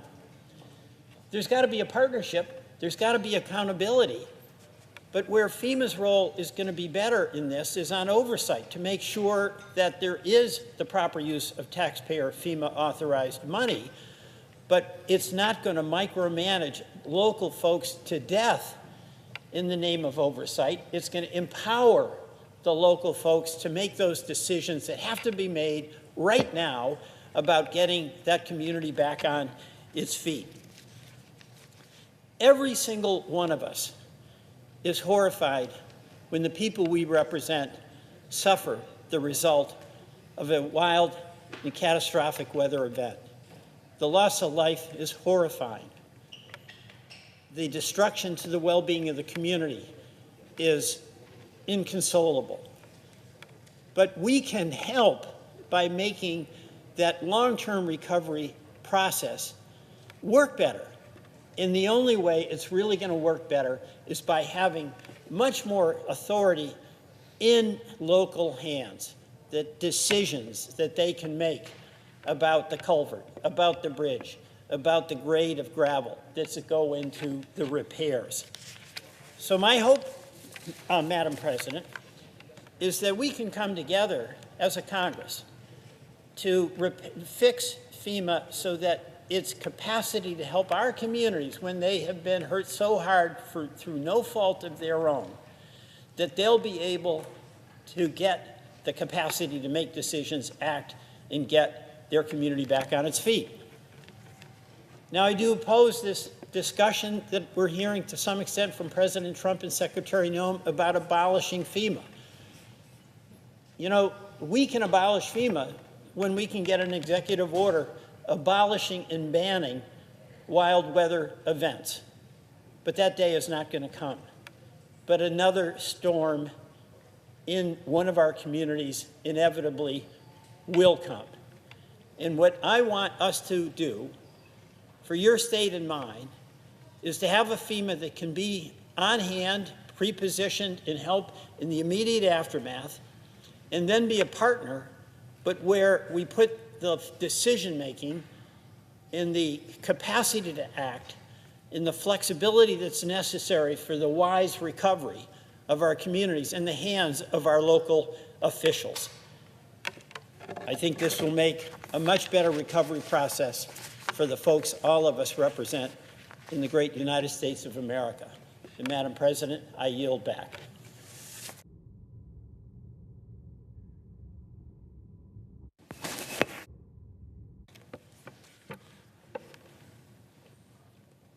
Madam President. Senator from Texas.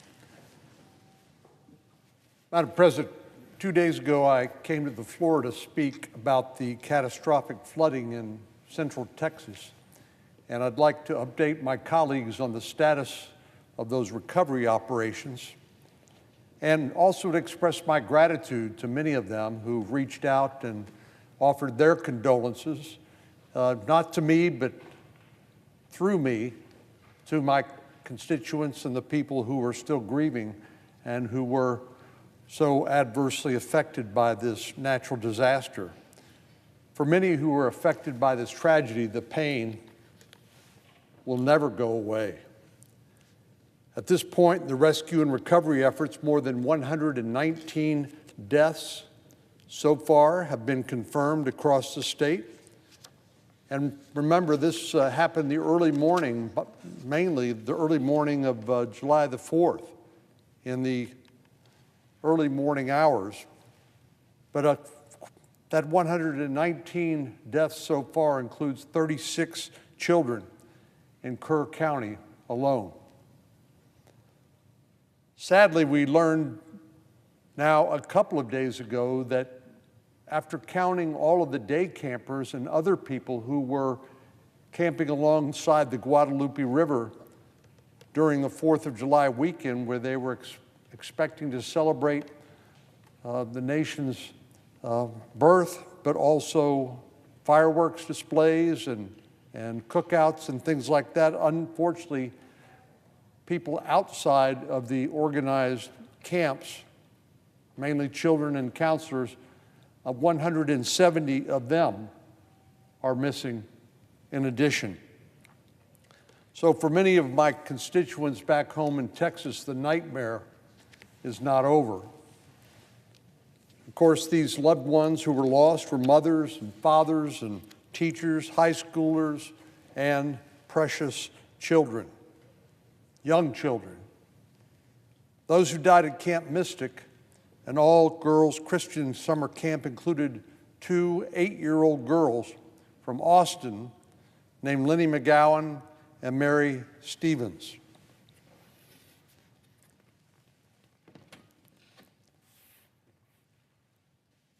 And as hard as it is to look at the pictures of these young girls, I think it's important to remember these are not just numbers. These are human lives that were lost in this tragedy, and families left behind who will never, ever forget this terrible tragedy nor fully recover. These two young girls were sleeping in a cabin called the Bubble Inn, which was close to the banks of the Guadalupe River. Lenny attended Cassis Elementary School in West Austin, and her father, Michael, drove down to the hill country to search for his daughter. He told a reporter that when he went to the cabin at Camp Mystic and saw the stuffed animals, charm bracelets, and photos, he wanted to take some of those for each parent, even while he himself was looking for answers about his own daughter. After learning about Lenny's death, Michael wrote on social media, he said, "She filled our hearts with so much joy we cannot begin to explain. We're going to miss her very much, but know she's up there shining bright." Mary Stevens attended Highland Park Elementary School in North Central Austin. Her mother, Stacy, said on a post after her death, "Our world is shattered, but I have peace getting your letters and knowing you are having the time of your life at camp, and had a dance party with all of your friends before the Lord decided to take you from us. He has bigger plans for you." Mary and Lenny were just two of the victims of this horrific flooding, but there are many others with their own stories and families and futures that were cut far too short. Now, 6 days after the flooding, rescue and recovery efforts for those who remain unaccounted for are still underway. I would like to reiterate the message of the Department of Homeland Security Secretary Kristi Noem, who shared with me in Kerrville on Saturday that her #1 priority, which was to save lives and to reunite families. As I said, there are now 170, at last count, people still missing in Kerr County alone, including 5 campers and 1 counselor from Camp Mystic.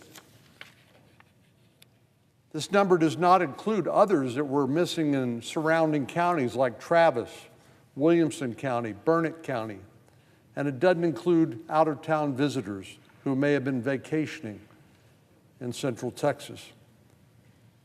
Because of that, the sad reality is this number will rise.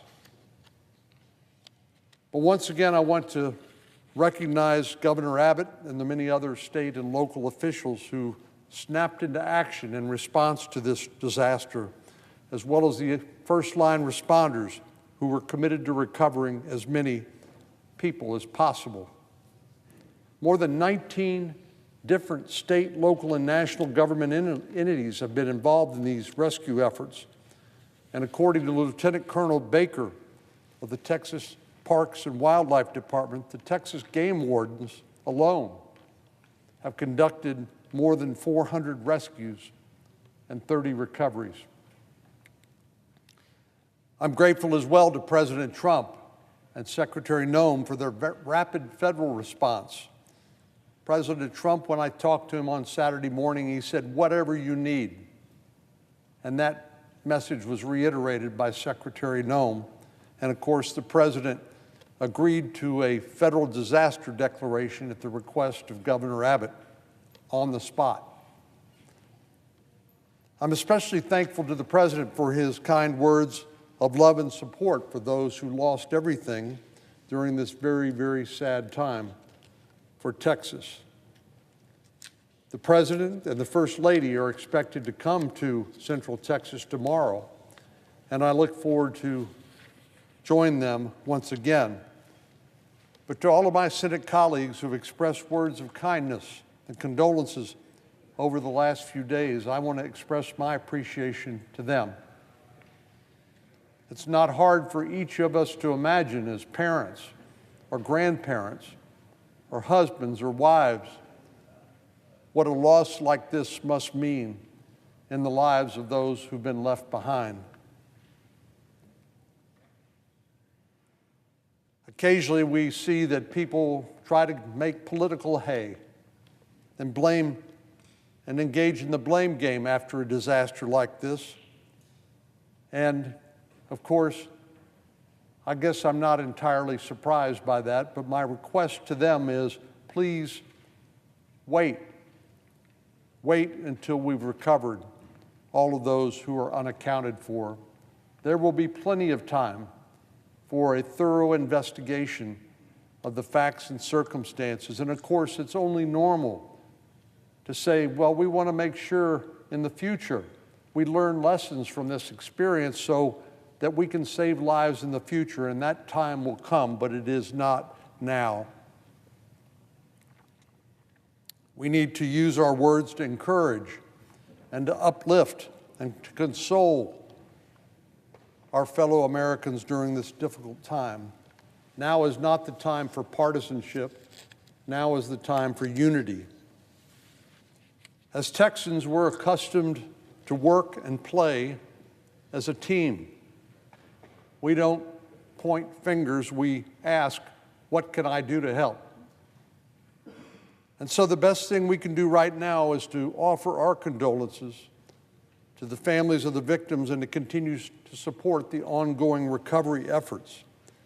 It's imperative right now that we continue to work relentlessly, in the words of Governor Abbott, to recover as many people as possible who are yet unaccounted for. And he said, we will account for all of them.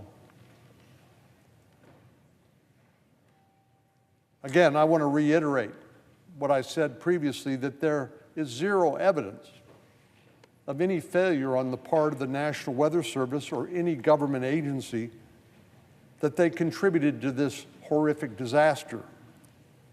But if there are technologies we can implement, training we can promote, or systems we can improve, we should look to do that in the future, for the future. There will be time for federal efforts beyond the major disaster declaration granted by the Trump administration. We've already begun to try to identify legislative efforts we might undertake here in the Congress. And listening to my colleague from Vermont, we know that natural disasters like this are not confined to any specific part of the country, any state, or any region. They happen everywhere at different times and different places. It remains unclear whether there's anything that could have been done differently to prevent this horrible tragedy from taking place. But our goal must nevertheless remain to prevent more mothers and fathers and families from suffering.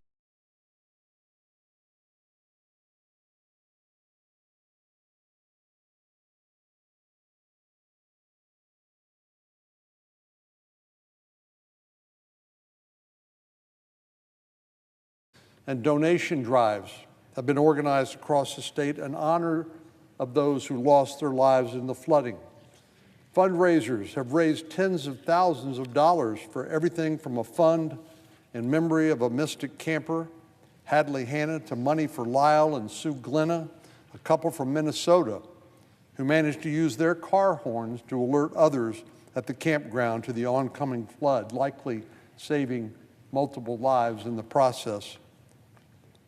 There wasn't a single spot left in the parking lot at the George W. Bush Presidential Library in Dallas for the vigil that was held there. At the University of Texas, students gathered at UT Tower in Austin to honor Chloe Childress and Catherine Ferruzzo, Camp Mystic counselors and the incoming freshmen. Chloe lost her life in the flooding, and Catherine remains unaccounted for at this time.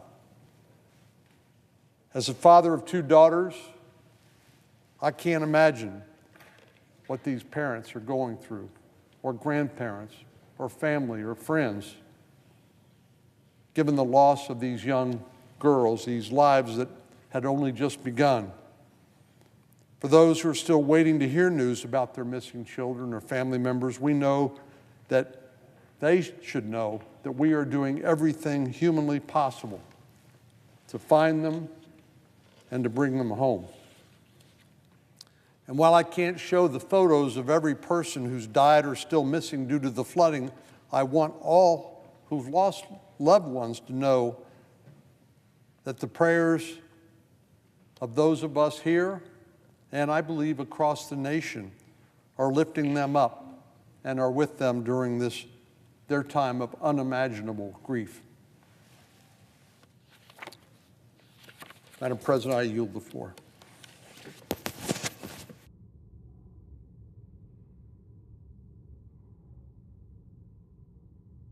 President. From Nevada. Thank you, Madam President. The World Series of Poker is currently underway in my hometown of Las Vegas, Nevada, where tens of thousands of Americans converge around one of the largest and most prestigious gaming events across the globe. This world-renowned tournament and the visitors who flock to Nevada to witness it help drive my state's economy. Anyone who's ever heard of Las Vegas knows that our gaming industry is a massive contributor to our state GDP. Unfortunately, tucked into Republicans' tax bill was a provision that puts the industry at risk, not just in Nevada, but across the country. Until last week, the law of the land was that gamblers could deduct 100% of their losses from their annual taxes. For example, if a gambler won $500,000 and lost $500,000 in a year, that gambler would be able to deduct $500 from their taxes and break even. But under the new law that was recently passed by the Republicans and signed into law by the president, gamblers will only be able to deduct 90% of their losses on their annual taxes. So that same taxpayer would now have $50,000 in taxable income, even though they lost everything they won that year. They'd literally be paying taxes on money they don't have. This makes no sense. And it will do irreparable harm to our country's gaming industry if it takes effect, especially in Nevada. It will disincentivize professional gamblers, like players at the World Series of Poker, from doing what they do best and contributing to our economy. It will move major events that drive our economy offshore and push wagering into illegal markets. And it could push tourists who come to Vegas, it could punish tourists who come to Vegas to win big. Let me be clear. The Republican tax bill is full of provisions that are bad for Nevada and this country. That's why I didn't vote for it. And while it will take years to undo the damage that bill will cause, this ridiculous gaming tax is something we can fix today. That's largely because this provision being included in that tax bill was a result of Republicans haphazardly inventing new budget rules to ram their debt-busting bill through Congress. These new rules they made up forced them to make changes to existing policy, even if it made that policy worse for Americans. And that's what happened here. Nobody thinks this is a good idea. And I'm not sure many of my Republican colleagues even knew this was in the bill that they passed. So I am proposing a simple solution, which is a return to the previous policy. My legislation would allow taxpayers to once again deduct 100% of their losses from their yearly taxes. We must make this fix. Nevadans take pride in our gaming industry, and the current law could cause serious damage to my state and to our country as a whole. So, Madam President, I ask unanimous consent that notwithstanding Rule 22, as if in legislative session, the Finance Committee be discharged from further consideration of S. 2230 and the Senate proceed to its immediate consideration. I further ask that the bill be considered read a third time and passed, and that the motion to reconsider be considered made and laid upon the table. Is there objection? Madam President, Senator from Indiana. reserving the right to object.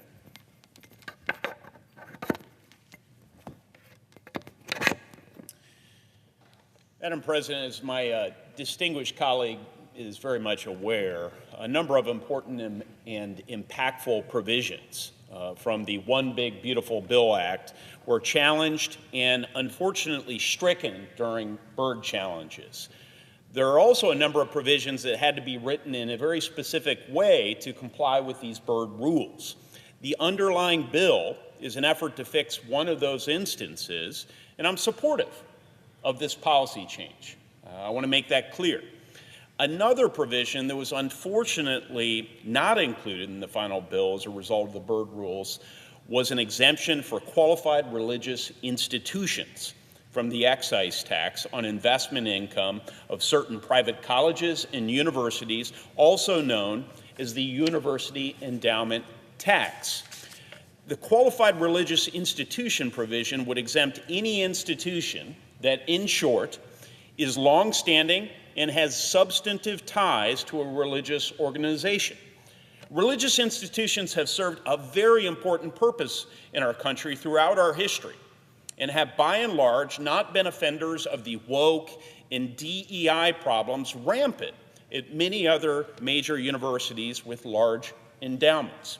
As long as my Democratic colleagues are keen on fixing provisions of the One Big Beautiful Bill Act that were the result of this bird process, I think it's only fair that we fix this one as well. Again, I strongly support the underlying bill, but we'll have to object unless you can agree to my request.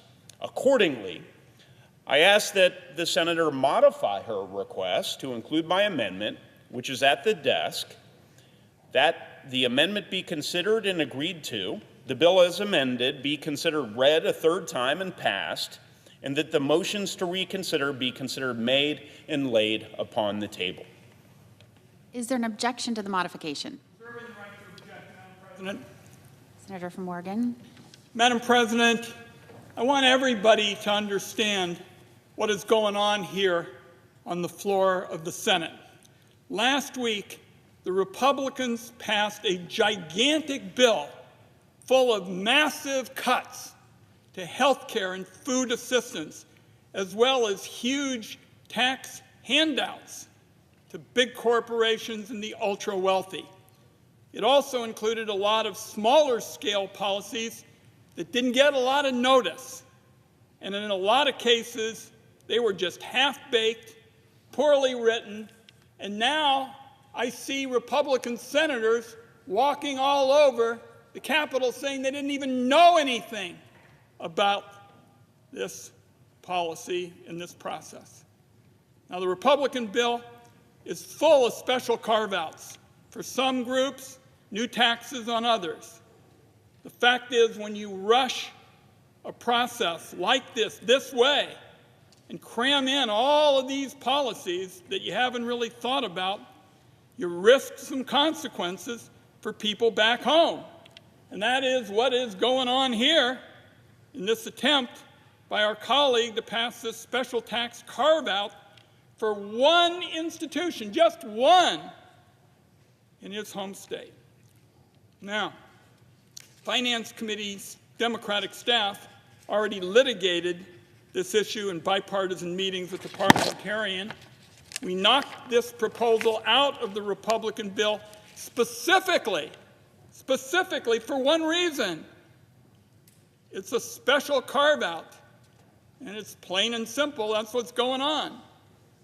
My own view is, if my Republican colleagues want to exempt their home state colleges and universities from the endowment tax, they shouldn't have passed this deeply flawed bill in the first place. So I strongly support our colleague from Nevada's efforts. I oppose the amendment proposed by our Finance Committee colleague, Senator Young, and I close by way of saying it's just not right to give a special home state tax carve-out a free ride on an entirely separate proposal. Therefore, I object.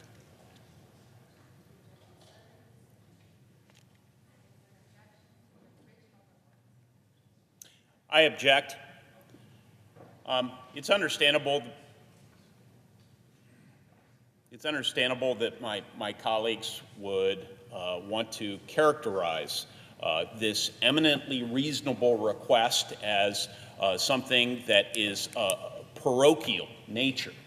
I will say, however, that when we advance the largest tax cut for middle and working class Americans in American history, when we advance this broader initiative to make Medicaid more sustainable for all Americans and take Medicaid back to its original purpose, when we invested critical resources in our military at a time when the world is not becoming less dangerous, it's becoming more dangerous, when we beefed up border security, we also thought it right and proper to ensure that our religious institutions were cared for, that we continued to incentivize their critical investments in education and other important causes.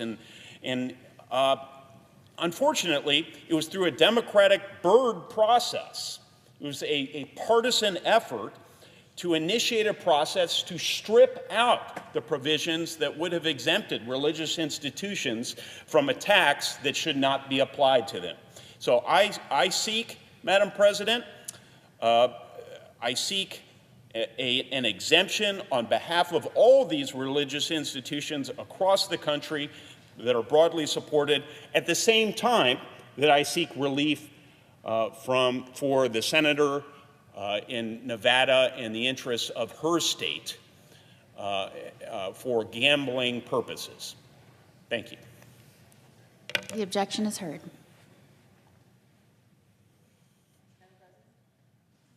Senator from Nevada. Thank you.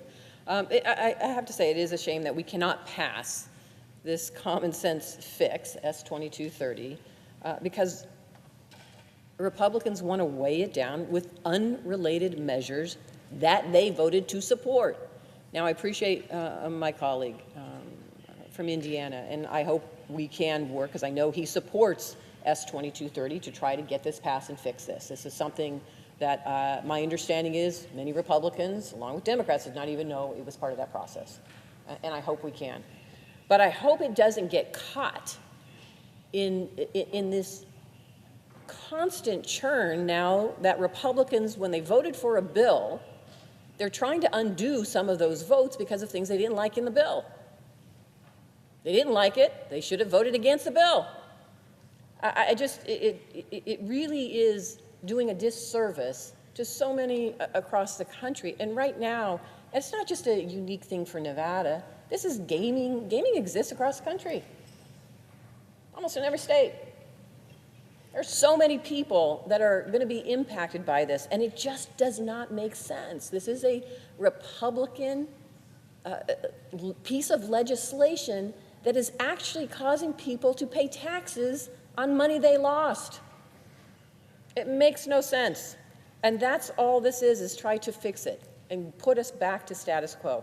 And I will say this, and again, I really appreciate my colleague from Indiana, but the Byrd process is not partisan. It's a Senate process we have. It's a partisan process. Democrats have used in the past, Republicans have used in the past. It is a Senate process that is part of procedure that we have here. If my colleagues wanted to protect the qualified religious institutions exemption, they shouldn't have put it in the bill they passed, or they should have introduced an amendment to knock it out. They should have done something to show that they were there. So I'm hopeful this legislation that I'm trying to pass on behalf of so many across this country, Americans, that it does not now get caught up in a Republican loop of trying to protect the very provisions that they voted to support in that Republican big betrayal bill. So I'm disappointed, but I am not done, and I can promise you this: we'll continue to work to try to get S-2230 passed. It is just common sense, and it has bipartisan support here in the Senate. With that, I yield my time. Senator from Nevada. Thank you. Madam President, I want to start out by thanking my dear friend and colleague, Senator Cortez Masto, for leading the effort to fix this terrible provision. I have to say I'm extremely disappointed in what just happened. Senate Republicans are once again showing that they couldn't care less about the impacts of their new extreme law. Last week, President Trump signed into law Republicans' disastrous big, beautiful betrayal, which among all the terrible cuts to health care, to food assistance, and all of the rest, the big, beautiful betrayal, it included a damaging provision that will impose a higher tax burden for people who play games at casinos not just in Nevada, but all around this country, and lose money. So you heard that right. Under Republicans' new law, individuals who play blackjack or poker, they're on vacation, wherever they're at, any other games at casinos, will now owe taxes to the government on the money that they lost. That's because Republicans' extreme law placed a new limit on the amount of gaming losses that Americans can deduct. So what does this actually mean? It means if someone wins a big jackpot in Las Vegas and then loses that jackpot later on, they'd still be liable for paying 10% in taxes on gaming income, even though they hadn't brought home anything. Their loss equaled their win. They had no winnings at all. So how can that be right? How does it make sense? I don't know. It's Senate Republican math. That's what they seem to use in their big, beautiful betrayal bill. It's not just bad math, it's bad policy. So what makes this even worse is that Senate Republicans snuck in this provision in this terrible bill so that they can collect more money from people so that they can pay for more tax giveaways to billionaires, because this is exactly what's happening, and it's shameful. This is going to hurt people who visit casinos. It's going to hurt Nevada's gaming industry more broadly, which supports nearly a third of the jobs in our state. It generates billions of dollars for our local economy. That's why Senator Cortez Masto and I agree that we must pass our Full House Act and eliminate this new tax burden. I'm extremely disappointed that Washington politicians are refusing to fix the terrible policy they enacted that's going to hurt my state, and our economy. We need to restore the full wagering loss deduction and bring fairness back to our tax system. And I won't stop working, won't stop pushing until this gets done. Thank you, Madam President. I yield back.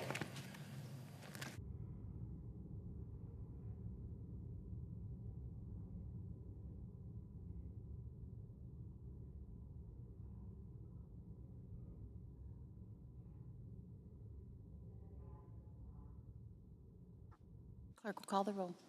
Ms. Alsobrooks.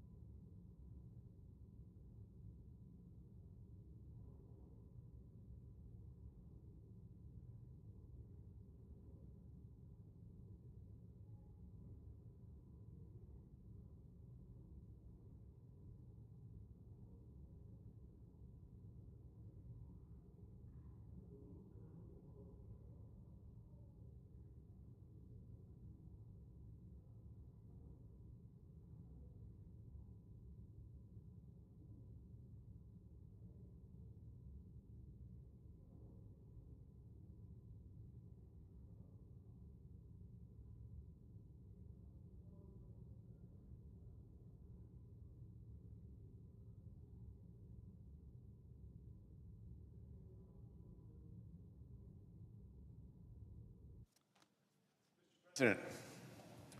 Senator from Colorado is recognized. Thank you. I rise today to... We're in a quorum call. You need to ask to vitiate the quorum call.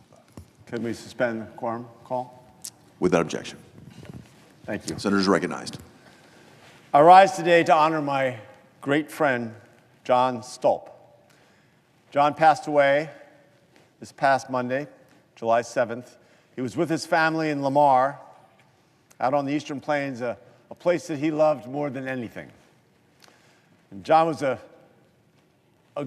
good man, a great man by any measure. Certainly he was defined by his unwavering commitment to his family, neighbors, his friends, and his home state of Colorado. He was the essence of a public servant. His list of contributions to our state is impressively long. He served as Colorado's Commissioner of Agriculture during my predecessor, Bill Ritter's governorship. And I appreciate Governor Ritter introducing me to him, discovering him for me. John Stolp was a former Prowers County Commissioner, a Democrat commissioner in a county that's not well known for Democratic commissioners.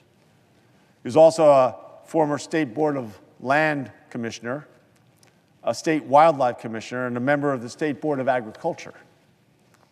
And in John's mind, above all that, he was a dryland wheat farmer and a cow-calf rancher from southeast Colorado. John's reputation for patient consensus building is well known throughout our state and trusted throughout our state. In 2011, I was the newly elected governor, and Colorado had already experienced a couple years of drought. 2011, 2012 were bad years for drought, and I was convinced that we needed a blueprint, a plan of some sort to address the gap between the state's projected growth and its future water supply, to make sure that we had the supply that could match our needs. I recruited John to serve as my top water policy advisor. We made it a cabinet-level position. He came to all our cabinet meetings. He was our water czar. And it was clear to me that we would be hard-pressed to find anyone that could do the work he did. John understood the agricultural community in Colorado better than almost anyone. Maybe that's why when I first approached him with the idea of a statewide water plan, he wasn't immediately convinced. Actually, he was far from it. He was, I would say, more than skeptical. He knew how hard it would be to map Colorado's water supply, to chart a plan to conserve water that we might need in the next 50 years, and to get everybody at the table. In Colorado, we talk about how, whiskey's for drinking, but water is for fighting. He didn't think it was a smart idea for me politically, as a new governor, to take on an issue that had the potential to be so divisive. But he understood that we couldn't let our rivers and farms at risk of running dry, and that we needed him. Colorado needed him. And he set aside his reservations, and he rolled up his sleeves and he went to work. He and James Eklund and a lot of other people. It was remarkable to watch them. He crisscrossed the state, hosting roundtables, talking with farmers, listening to stakeholders, really hearing them, trying to resolve the issues and trying to align their self-interests.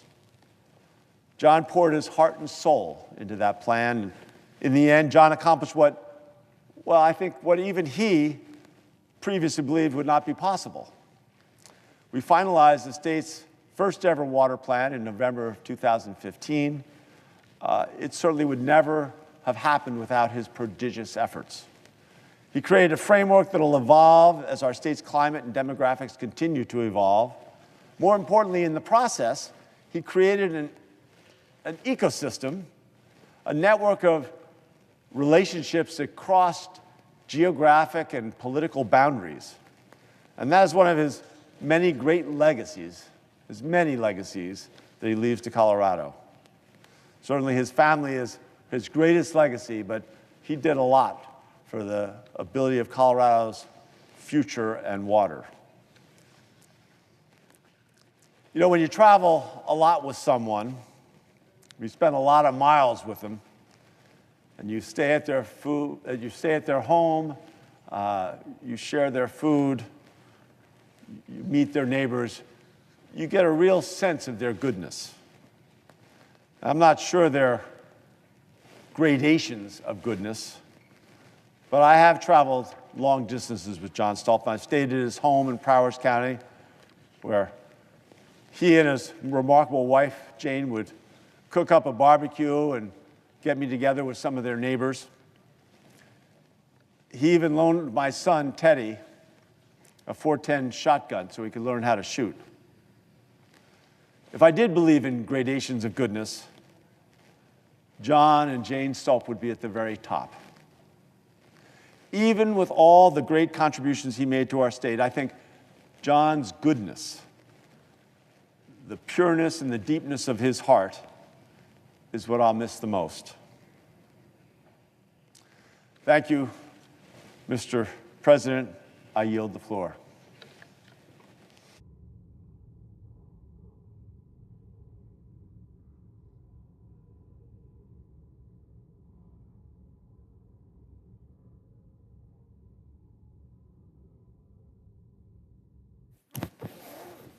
I also want to note the absence of a quorum.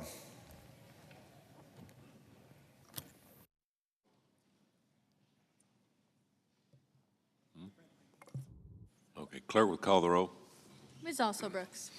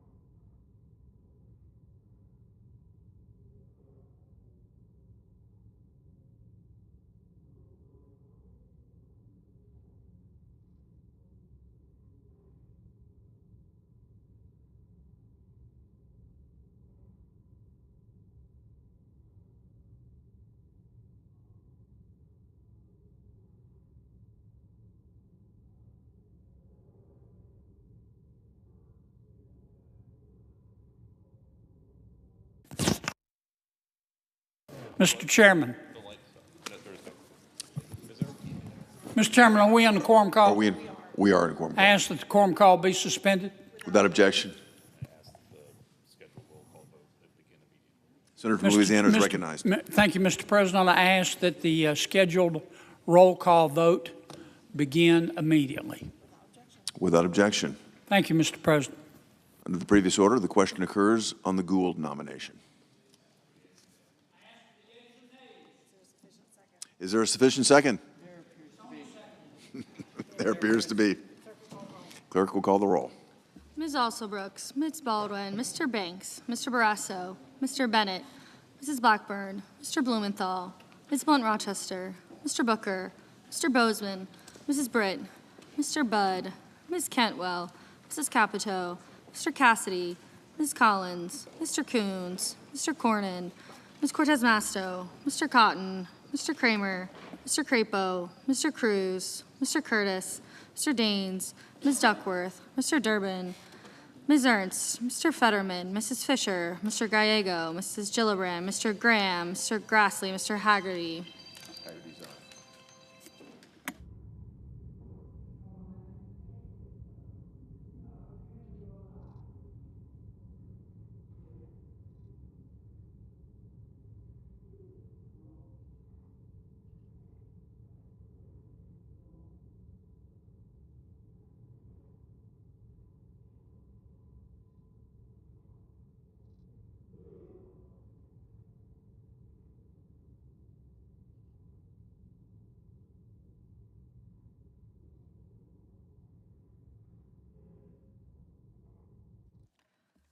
Ms. Hassan, Mr. Hawley, Mr. Heinrich, Mr. Hickenlooper,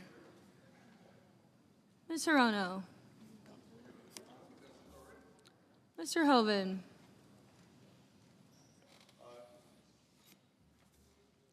Mr. Husted, Mrs. Hyde-Smith, Mr. Johnson, Mr. Justice, Mr. Kane, Mr. Kelly, Mr. Kennedy, Mr. Kim, Mr. King,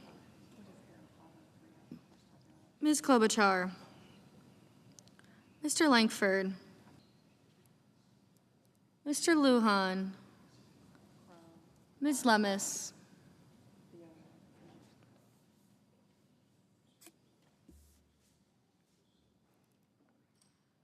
Mr. Markey, Mr. Marshall, Mr. McConnell,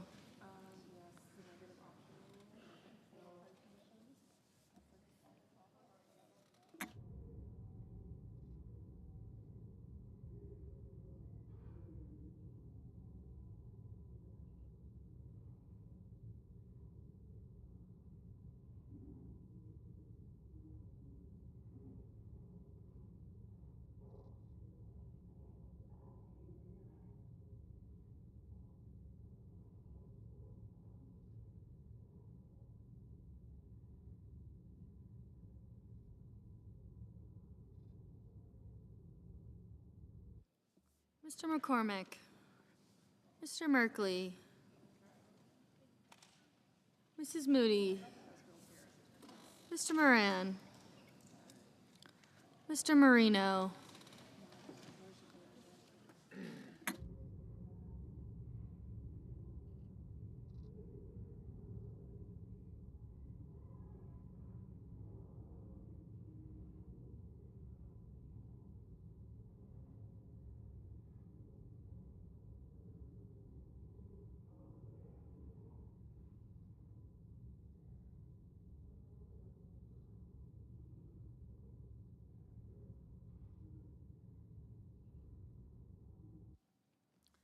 Mr. Mullen, Ms. Murkowski, Mr. Murphy, Mrs. Murray, Mr. Ossoff, Mr. Padilla, Mr. Paul, Mr. Peters,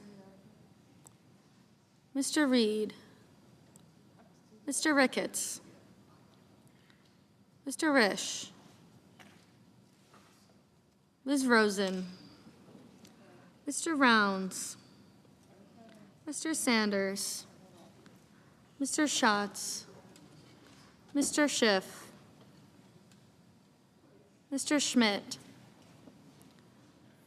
Mr. Schumer, Mr. Scott of Florida, Mr. Scott of South Carolina, Mrs. Shaheen, Ms. Slotkin, Ms. Smith,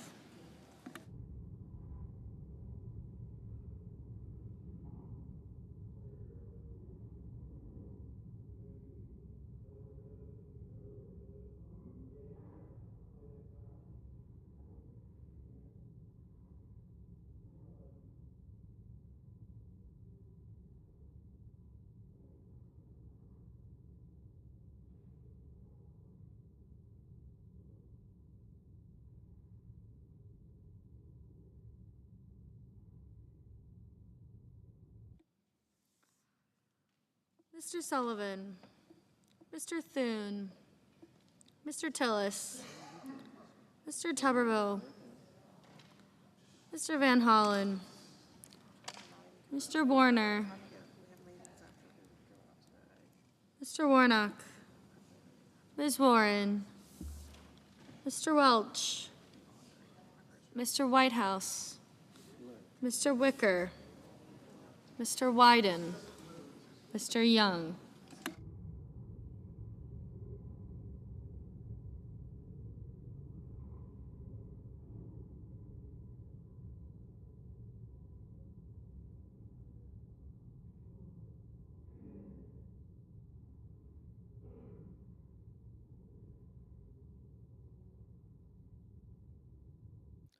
Senators voting in the affirmative: Banks, Haggerty, Hyde-Smith, Kennedy, Paul, Scott of Florida, Scott of South Carolina, and Tuberville.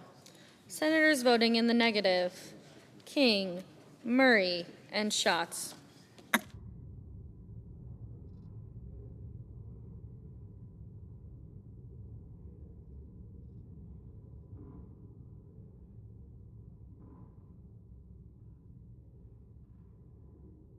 Mr.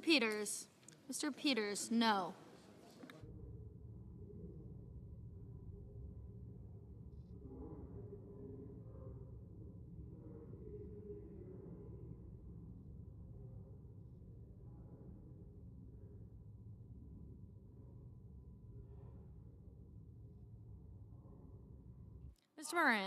Mr. Moran, aye.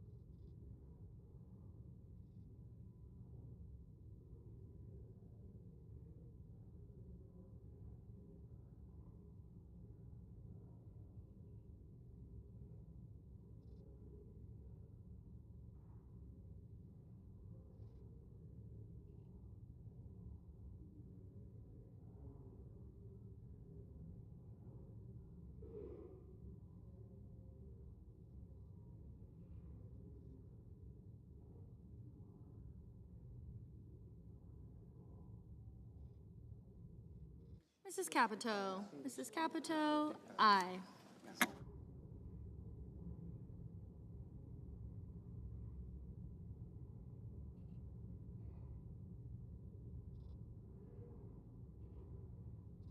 Mr. Kelly, no.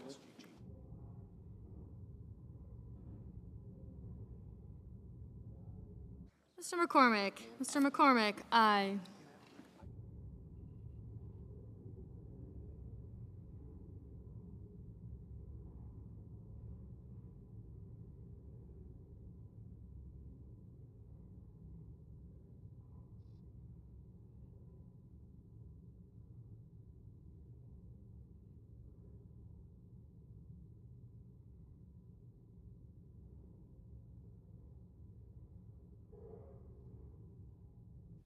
Mr. Fetterman. Mr. Fetterman, no. Mr. Wicker. Mr. Wicker, aye.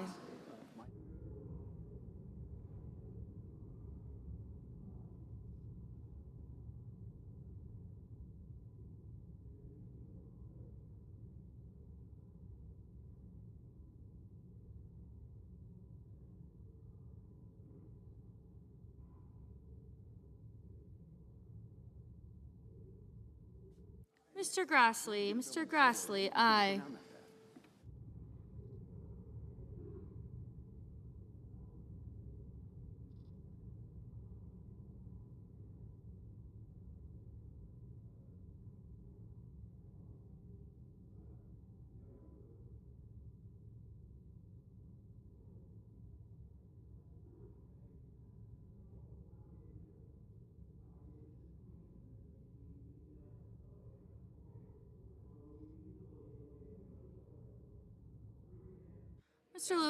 Mr. Lujan, no.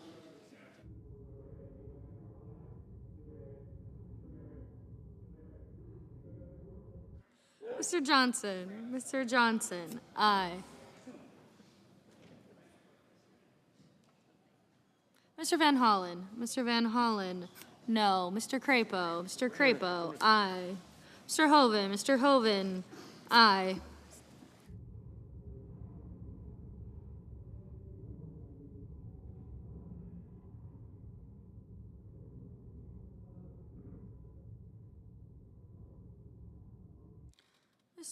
Mr. Kim, no.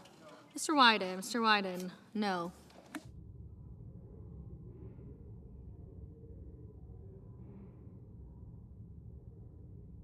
Mr. Welch, no.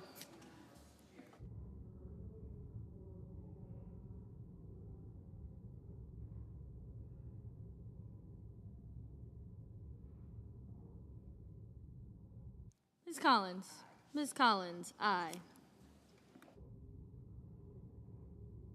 Mr. Warnock, no.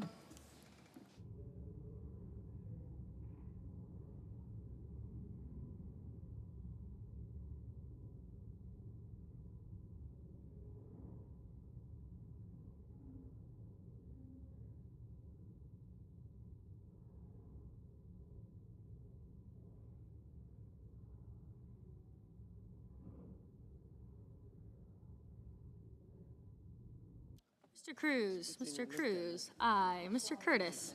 Curtis, aye.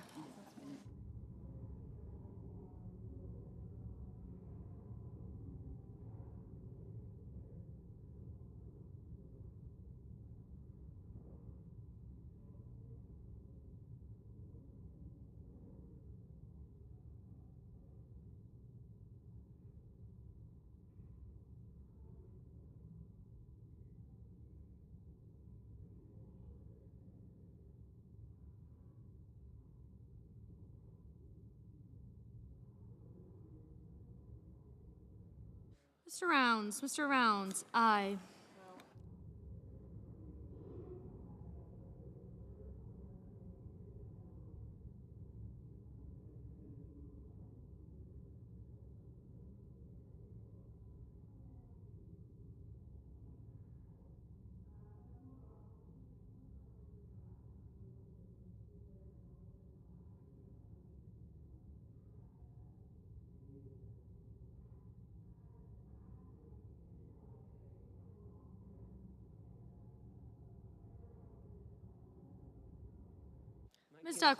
Ms. Duckworth, no. Mr. Mullen, aye.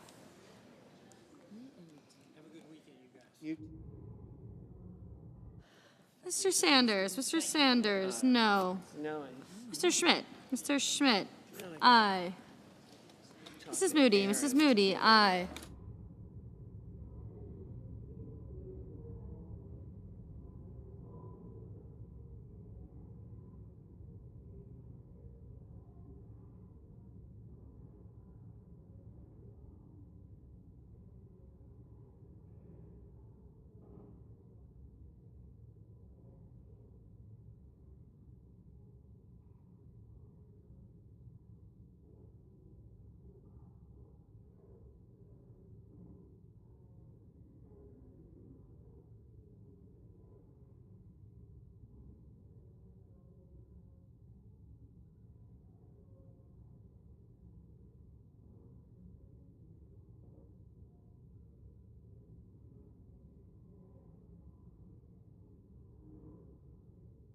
Mr.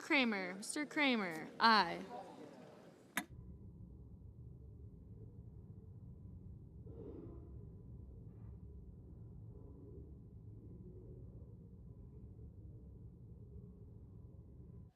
Mrs. Shaheen, no.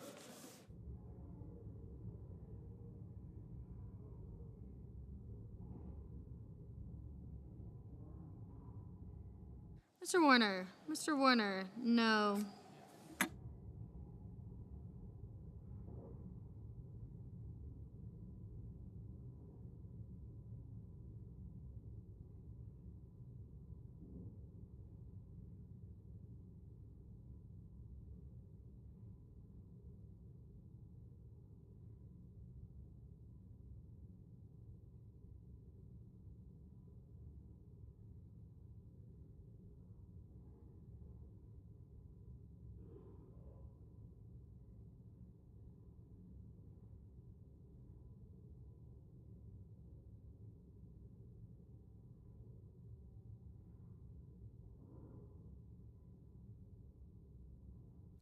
Mr. Markey, no.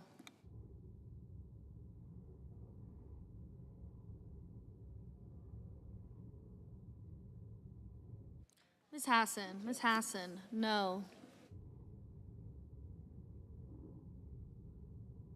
Ms. Smith, no.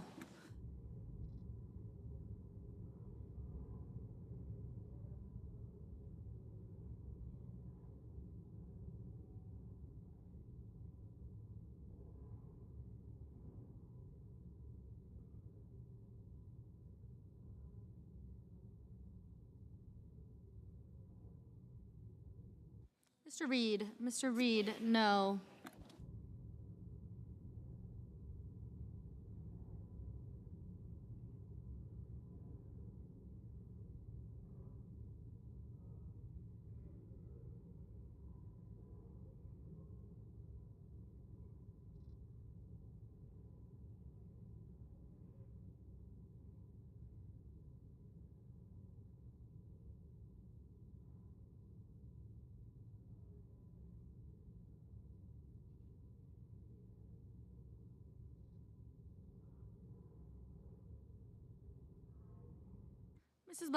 Mrs. Blackburn, aye.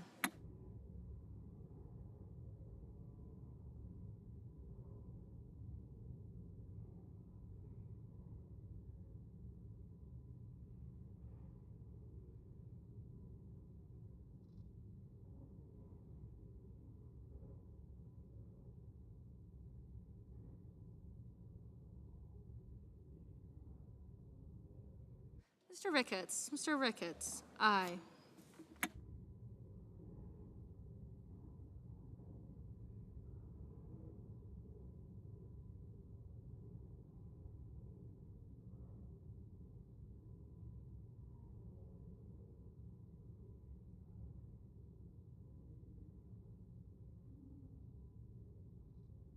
Ms. Klobuchar, no. Mr. Lee, aye.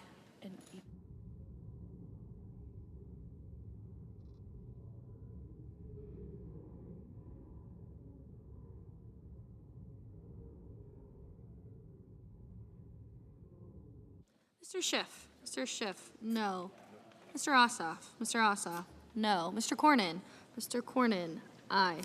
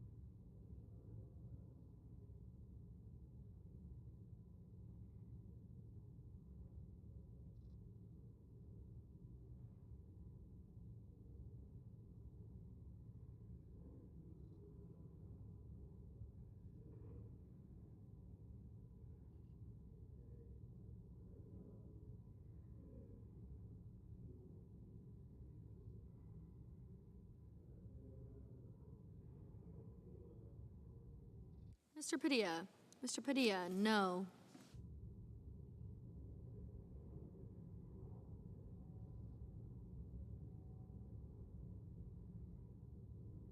Mr. Daines. Mr. Daines, aye.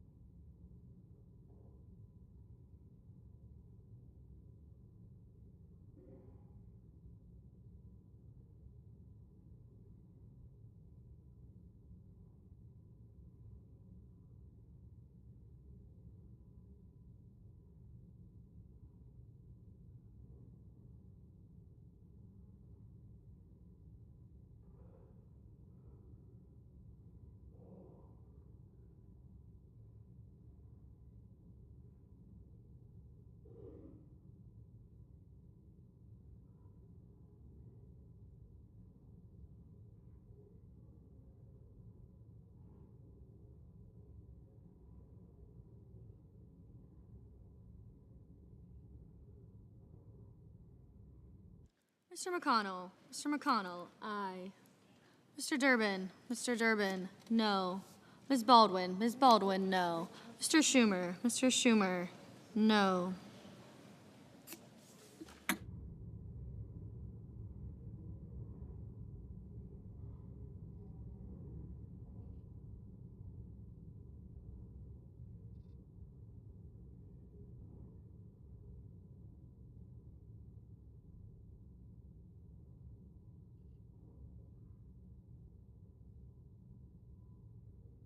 Ms. Blunt Rochester. Ms. Blunt Rochester, no.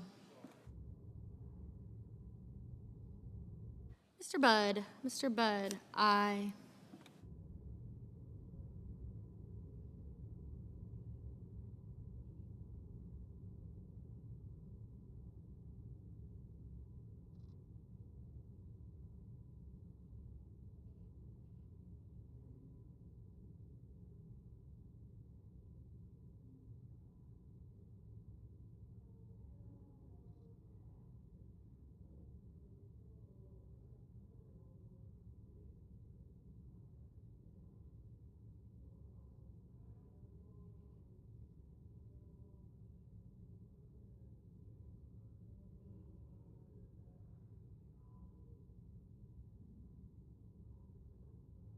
Mr. Kane. Mr. Kane, no.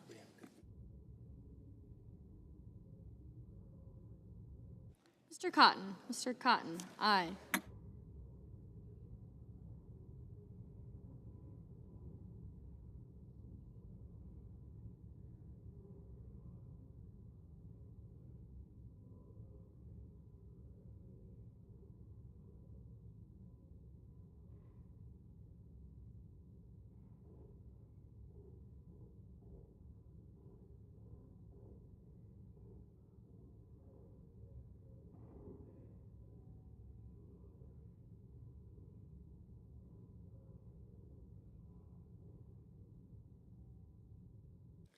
Mr. Sheehy. Mr. Sheehy, aye. Ms. Alsobrooks. Ms. Alsobrooks, no.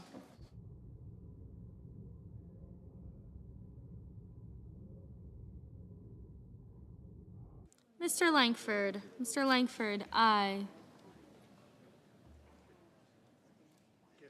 Mr. Bozeman. Mr. Bozeman, aye. Ms. Rosen.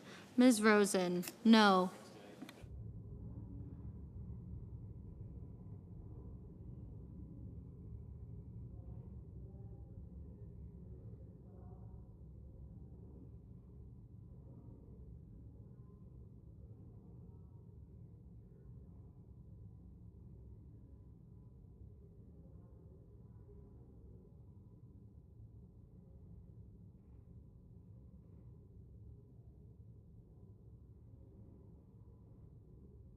Mrs. Fisher, aye. Mrs. Gillibrand, no. Mr. Marshall, aye.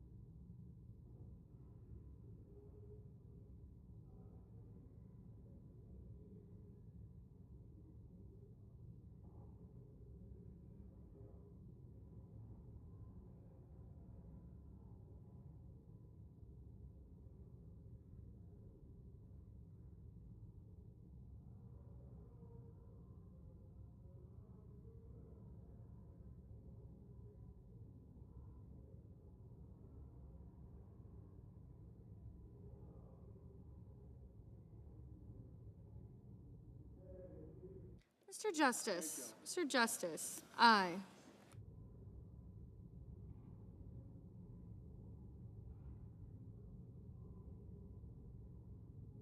Ms. Cantwell, no.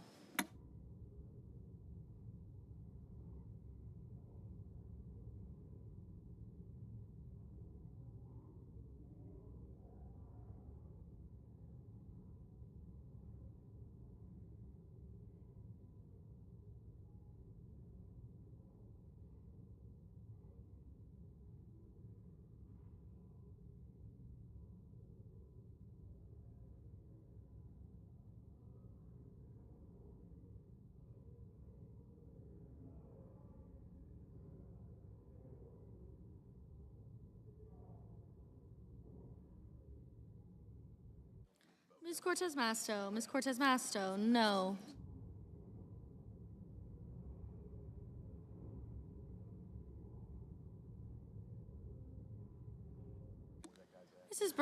Mrs. Britt, aye.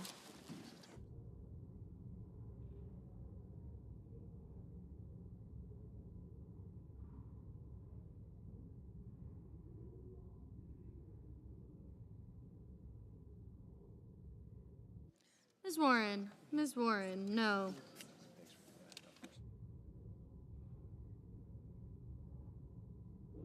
Mr. Hickenlooper, no.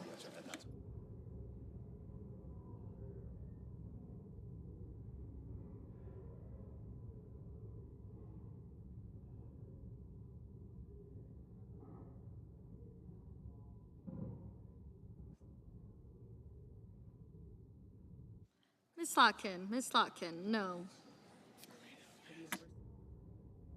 Mr. Marino, aye.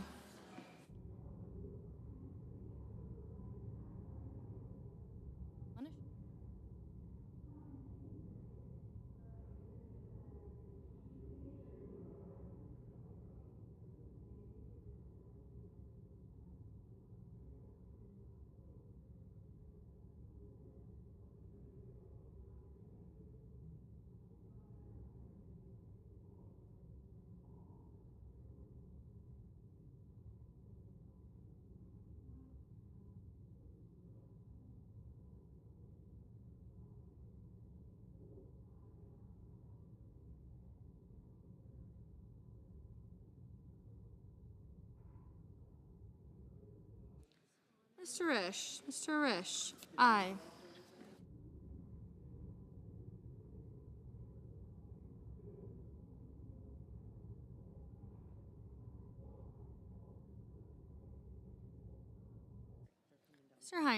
Mr. Heinrich, no. Ms. Ernst, aye.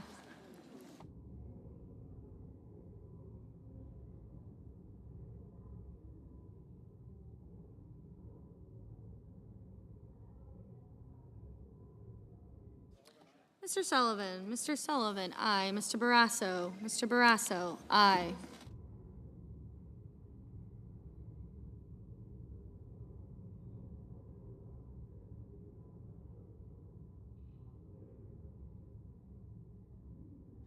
Mr. Bennett, Mr. Bennett, no.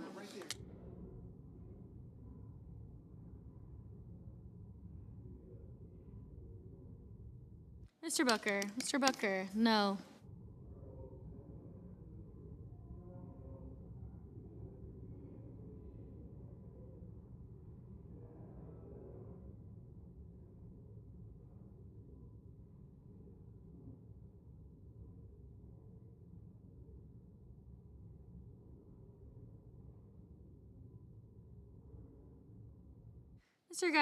Mr. Gallego, no.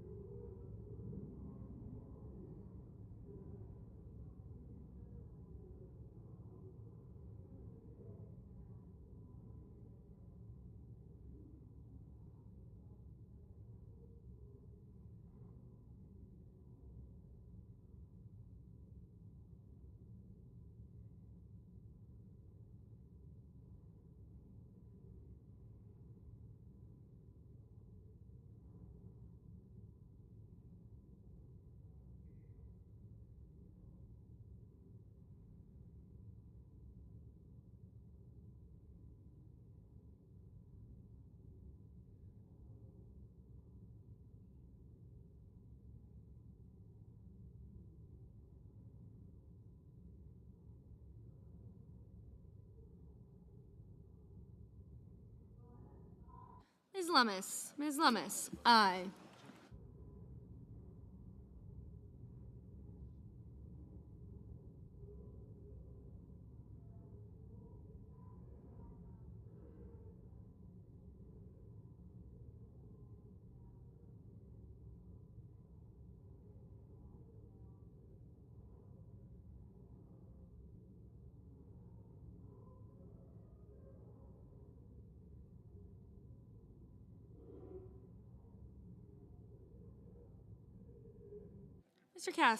Mr. Cassidy, aye.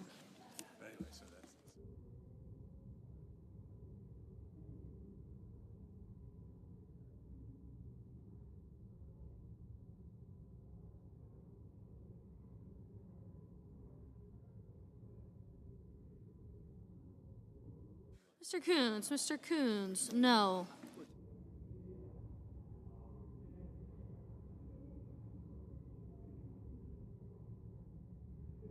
Mr. Husted, aye.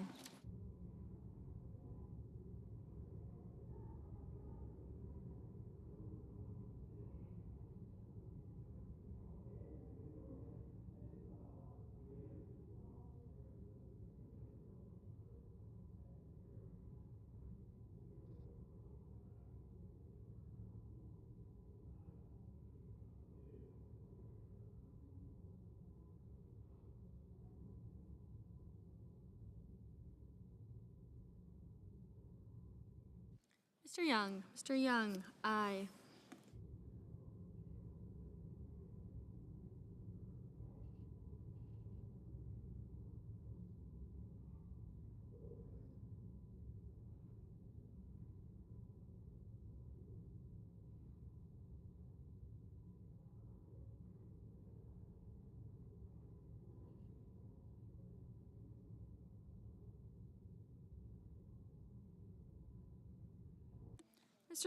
Mr. Whitehouse, no.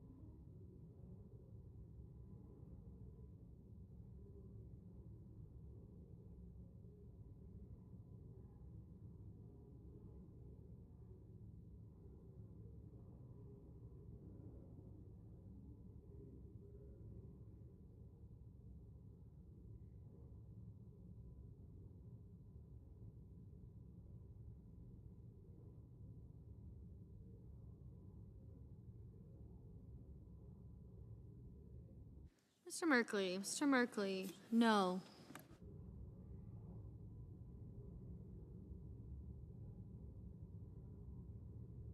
Ms. Hirono, no.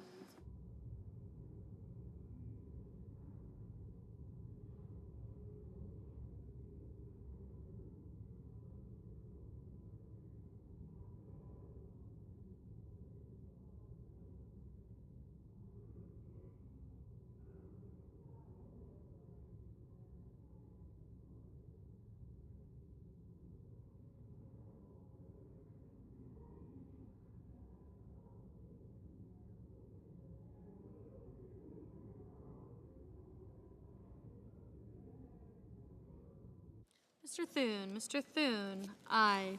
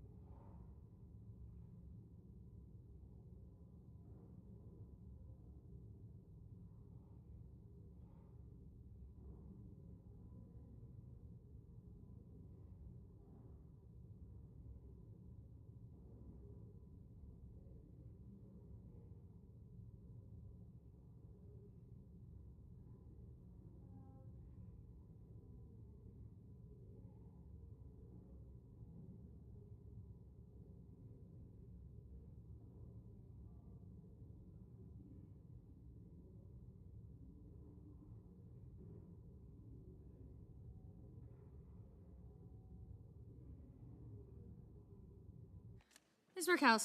Murkowski, aye.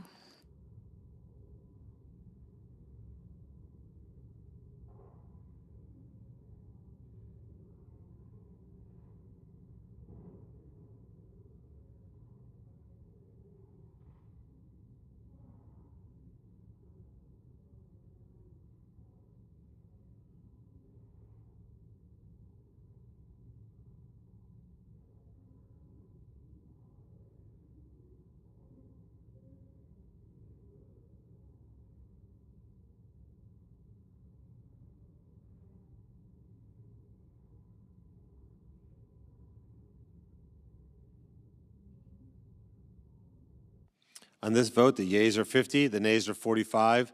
The nominee is confirmed. Under the previous order, the motion to reconsider is considered made and laid upon the table, and the President will be notified immediately of the Senate's actions.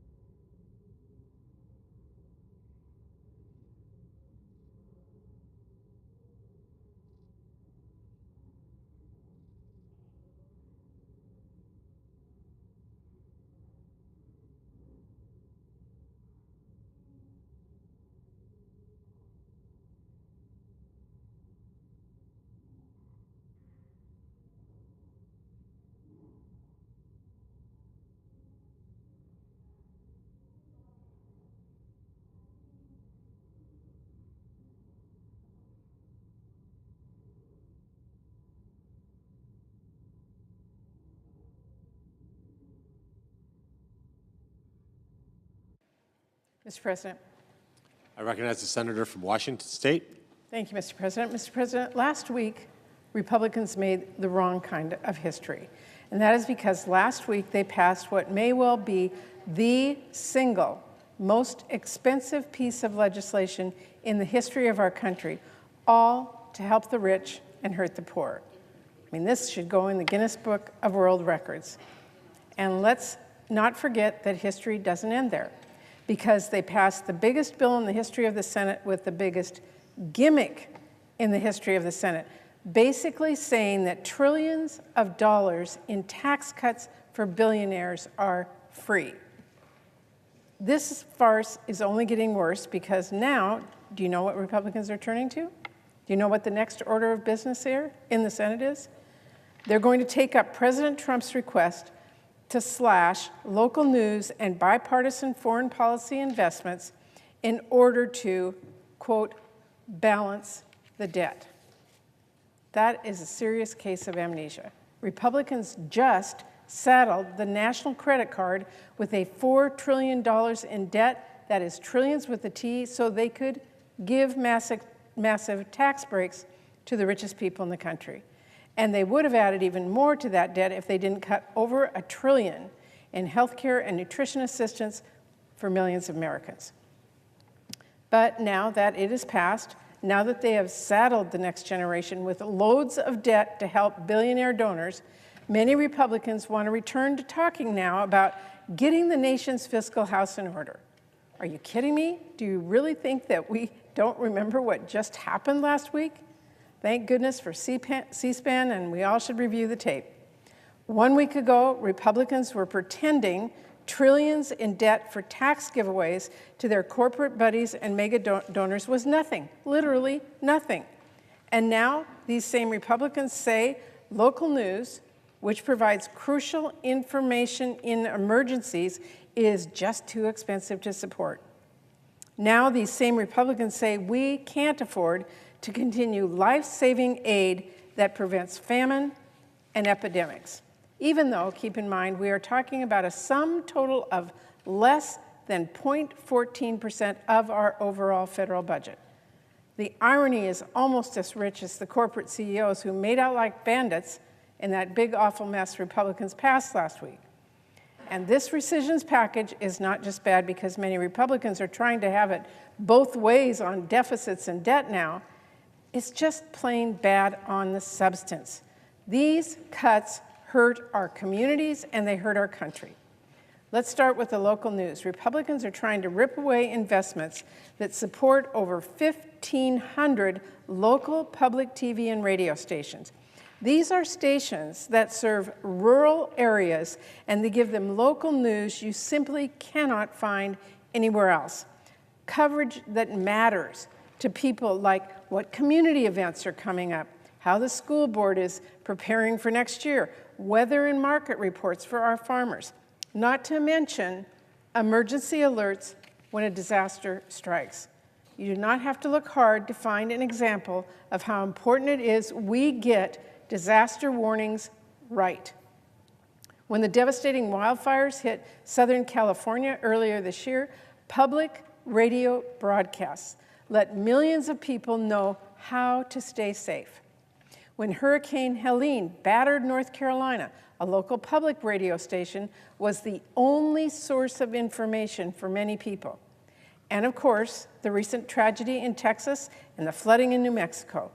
These were incredibly deadly floods. My heart goes out to all the families who were affected, especially those who lost loved ones. And my deep gratitude goes out to our first responders. I am committed to helping those communities recover, to coming together like we always do as a nation after a tragedy. And while we learn more now about what is needed, one thing all of our communities need is strong emergency response systems. And one thing I can tell you, when dangers arise, cutting local news stations, silencing trusted sources that can push out important warnings when cell towers fail and your home internet connection goes out, that won't make anything better. And Mr. President, don't even get me started on how this rescissions bill will hurt free educational program for countless kids. We're talking about shows that kids and parents love. But after saddling our country with trillions in debt for billionaires, many Republicans are saying there's just not a penny left for our kids. Sorry, we're going to feed Big Bird to fat cats. That's the message Republicans are sending. This isn't quite how they'd say it on Sesame Street, but America knows that that message is brought to you by the letters BS. And it is so dangerously short-sighted. Talk to any parent. They will warn you, if Republican cuts end up canceling free, high-quality programming that is thoughtfully developed to get kids thinking and grow their curiosity, there's an alarming amount of low-quality junk to fill that void content that is instead carefully engineered to keep kids watching and shorten their attention spans. Actually, you know what? It makes sense. Maybe getting our kids hooked on brain rot TV is part of the Republican plan. After all, if our kids are watching PBS, they might learn to count. And if our kids learn to count, how will Republicans ever convince anyone that trillions of dollars in tax cuts are free? So I know, let's not forget, President Trump wants Senate Republicans to rip up investments they themselves helped secure to advance America's global leadership. Apparently, being the leader of the free world is now just too expensive.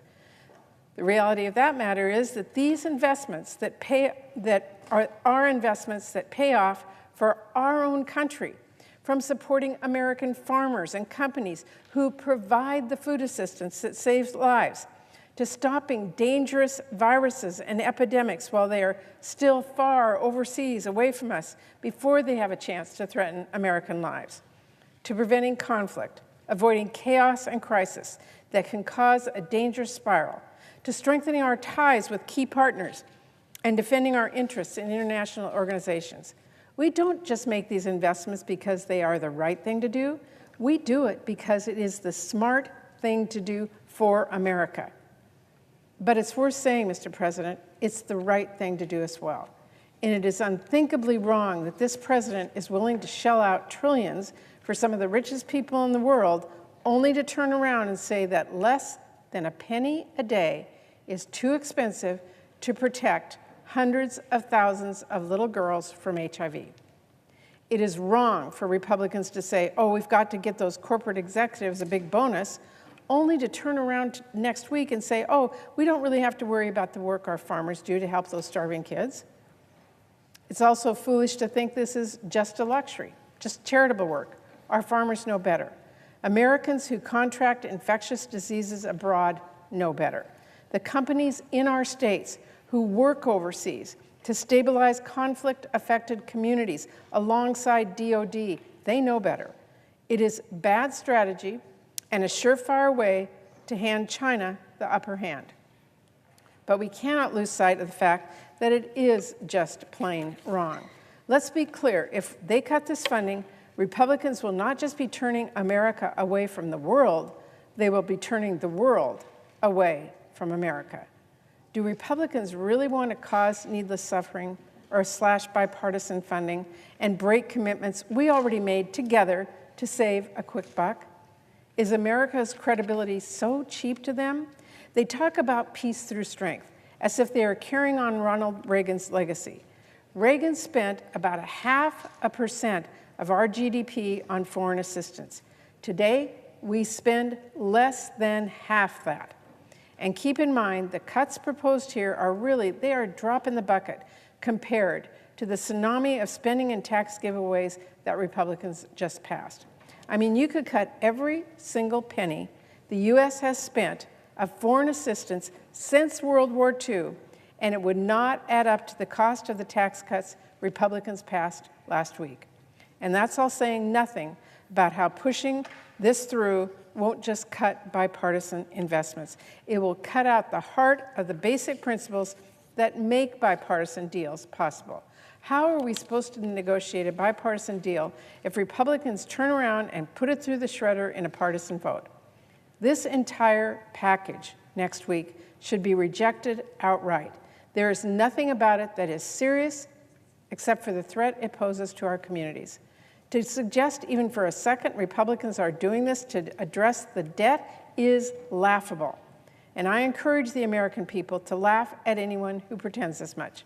Because you could cut the equivalent of this bill every single day for an entire year, and it still would not match the cost of the billionaire tax cuts Republicans passed last week. So to my Republican colleagues, instead of doing Trump's dirty work, instead of doing Russell votes bidding, let's do our jobs. Reject these partisan cuts to bipartisan funding. Turn our focus squarely to the job ahead, writing bipartisan full funding appropriations bills. And you know what? If there's a discrete pot of funding that is not being spent well, if there are cuts that make sense to include, if there are things that need to be updated, things that need to be reformed, let's have a conversation about what makes sense to rescind and improve as we write those bills in committee the way we've always done. My Democratic colleagues and I have said for months, we are willing to discuss rescissions in our bipartisan spending bills. We have done this in a bipartisan fashion for years, no matter who is in the White House or which party has the majority in either chamber. My commitment to Chair Collins and my colleagues on the other side of the aisle remains the same. I am willing to work with you to include rescissions in our bipartisan spending bills as we continue to work on the fiscal year 2026 process. Instead of moving forward with this partisan rescission package, let's reject that package and have these discussions and work together. Let's move forward on bipartisan appropriations process and address all of those decisions there. Thank you, Mr. President. I yield the floor.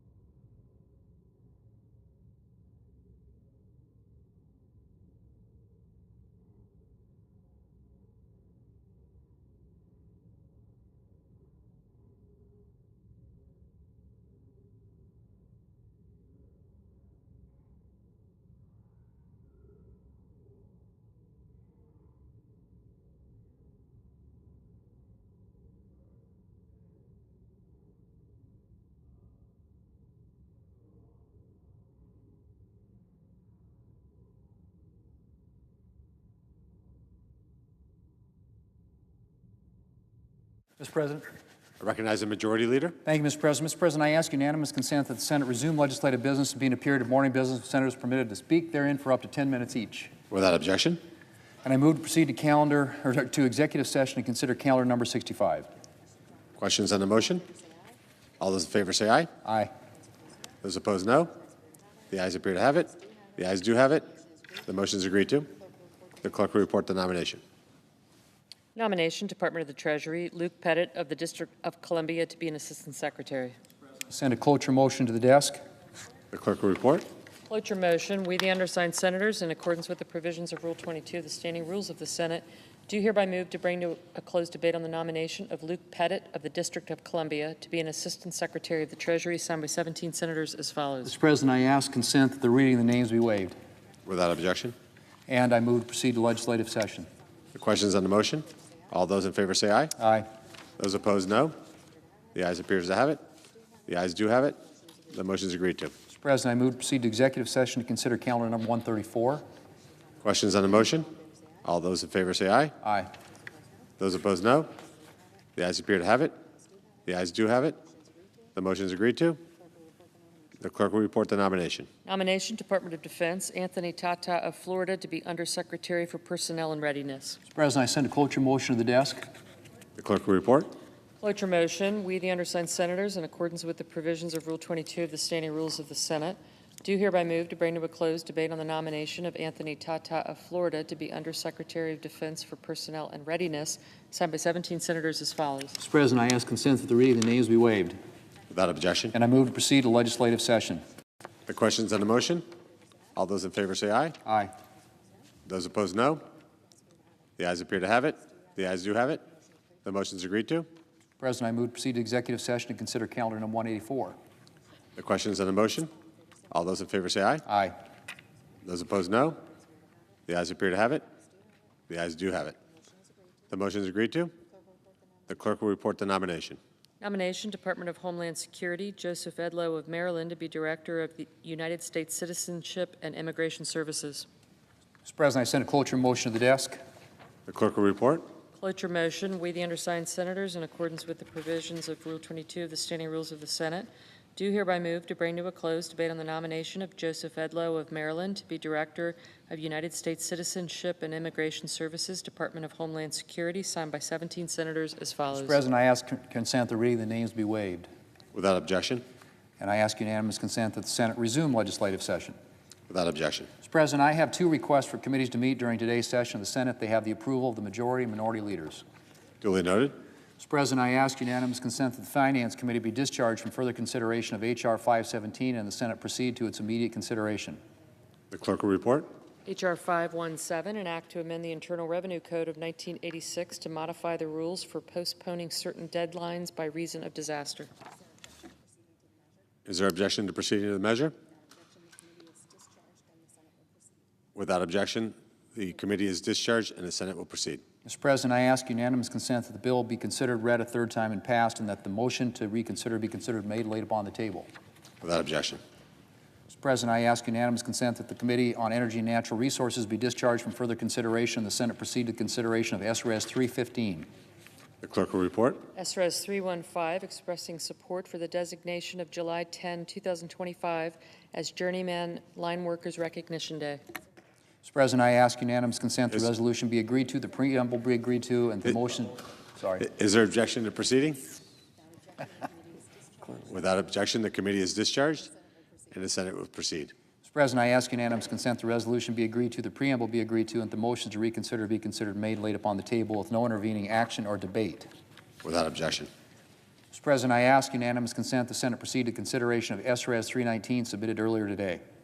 The clerk will report. SRES 319, recognizing and celebrating 100 years of quantum mechanics. Is there objection to proceeding to the measure? Without objection, the Senate will proceed. Mr. President, I ask unanimous consent the resolution be agreed to, the preamble be agreed to, and the motions to reconsider be considered made and laid upon the table with no intervening action or debate. Without objection. Mr. President, I ask unanimous consent that when the Senate completes its business today, it stand adjourned until 3 p.m. on Monday, July 14th. Following the prayer and pledge, the journal proceedings be approved to date. The morning hour be deemed expired, the time for the two leaders be reserved for their use later in the day, and the Senate be in a period of morning business with senators permitted to speak therein for up to 10 minutes each. Further, at 5:30 p.m. on Monday, the Senate proceed to executive session and execute the order of July 9th with respect to the Hermandorfer nomination. Finally, notwithstanding Rule 22, the cloture motions filed on July 10th ripened following disposition of the Hermandorfer nomination, and if any nominations are confirmed during Monday's session of the Senate, the motion to reconsider be considered made, laid upon the table, and the President be immediately notified of the Senate's action. Without objection, so ordered. Mr. President, if there is no further business to come before the Senate, I ask that it stand adjourned under the previous order. Senate adjourned until 3 p.m. on Monday.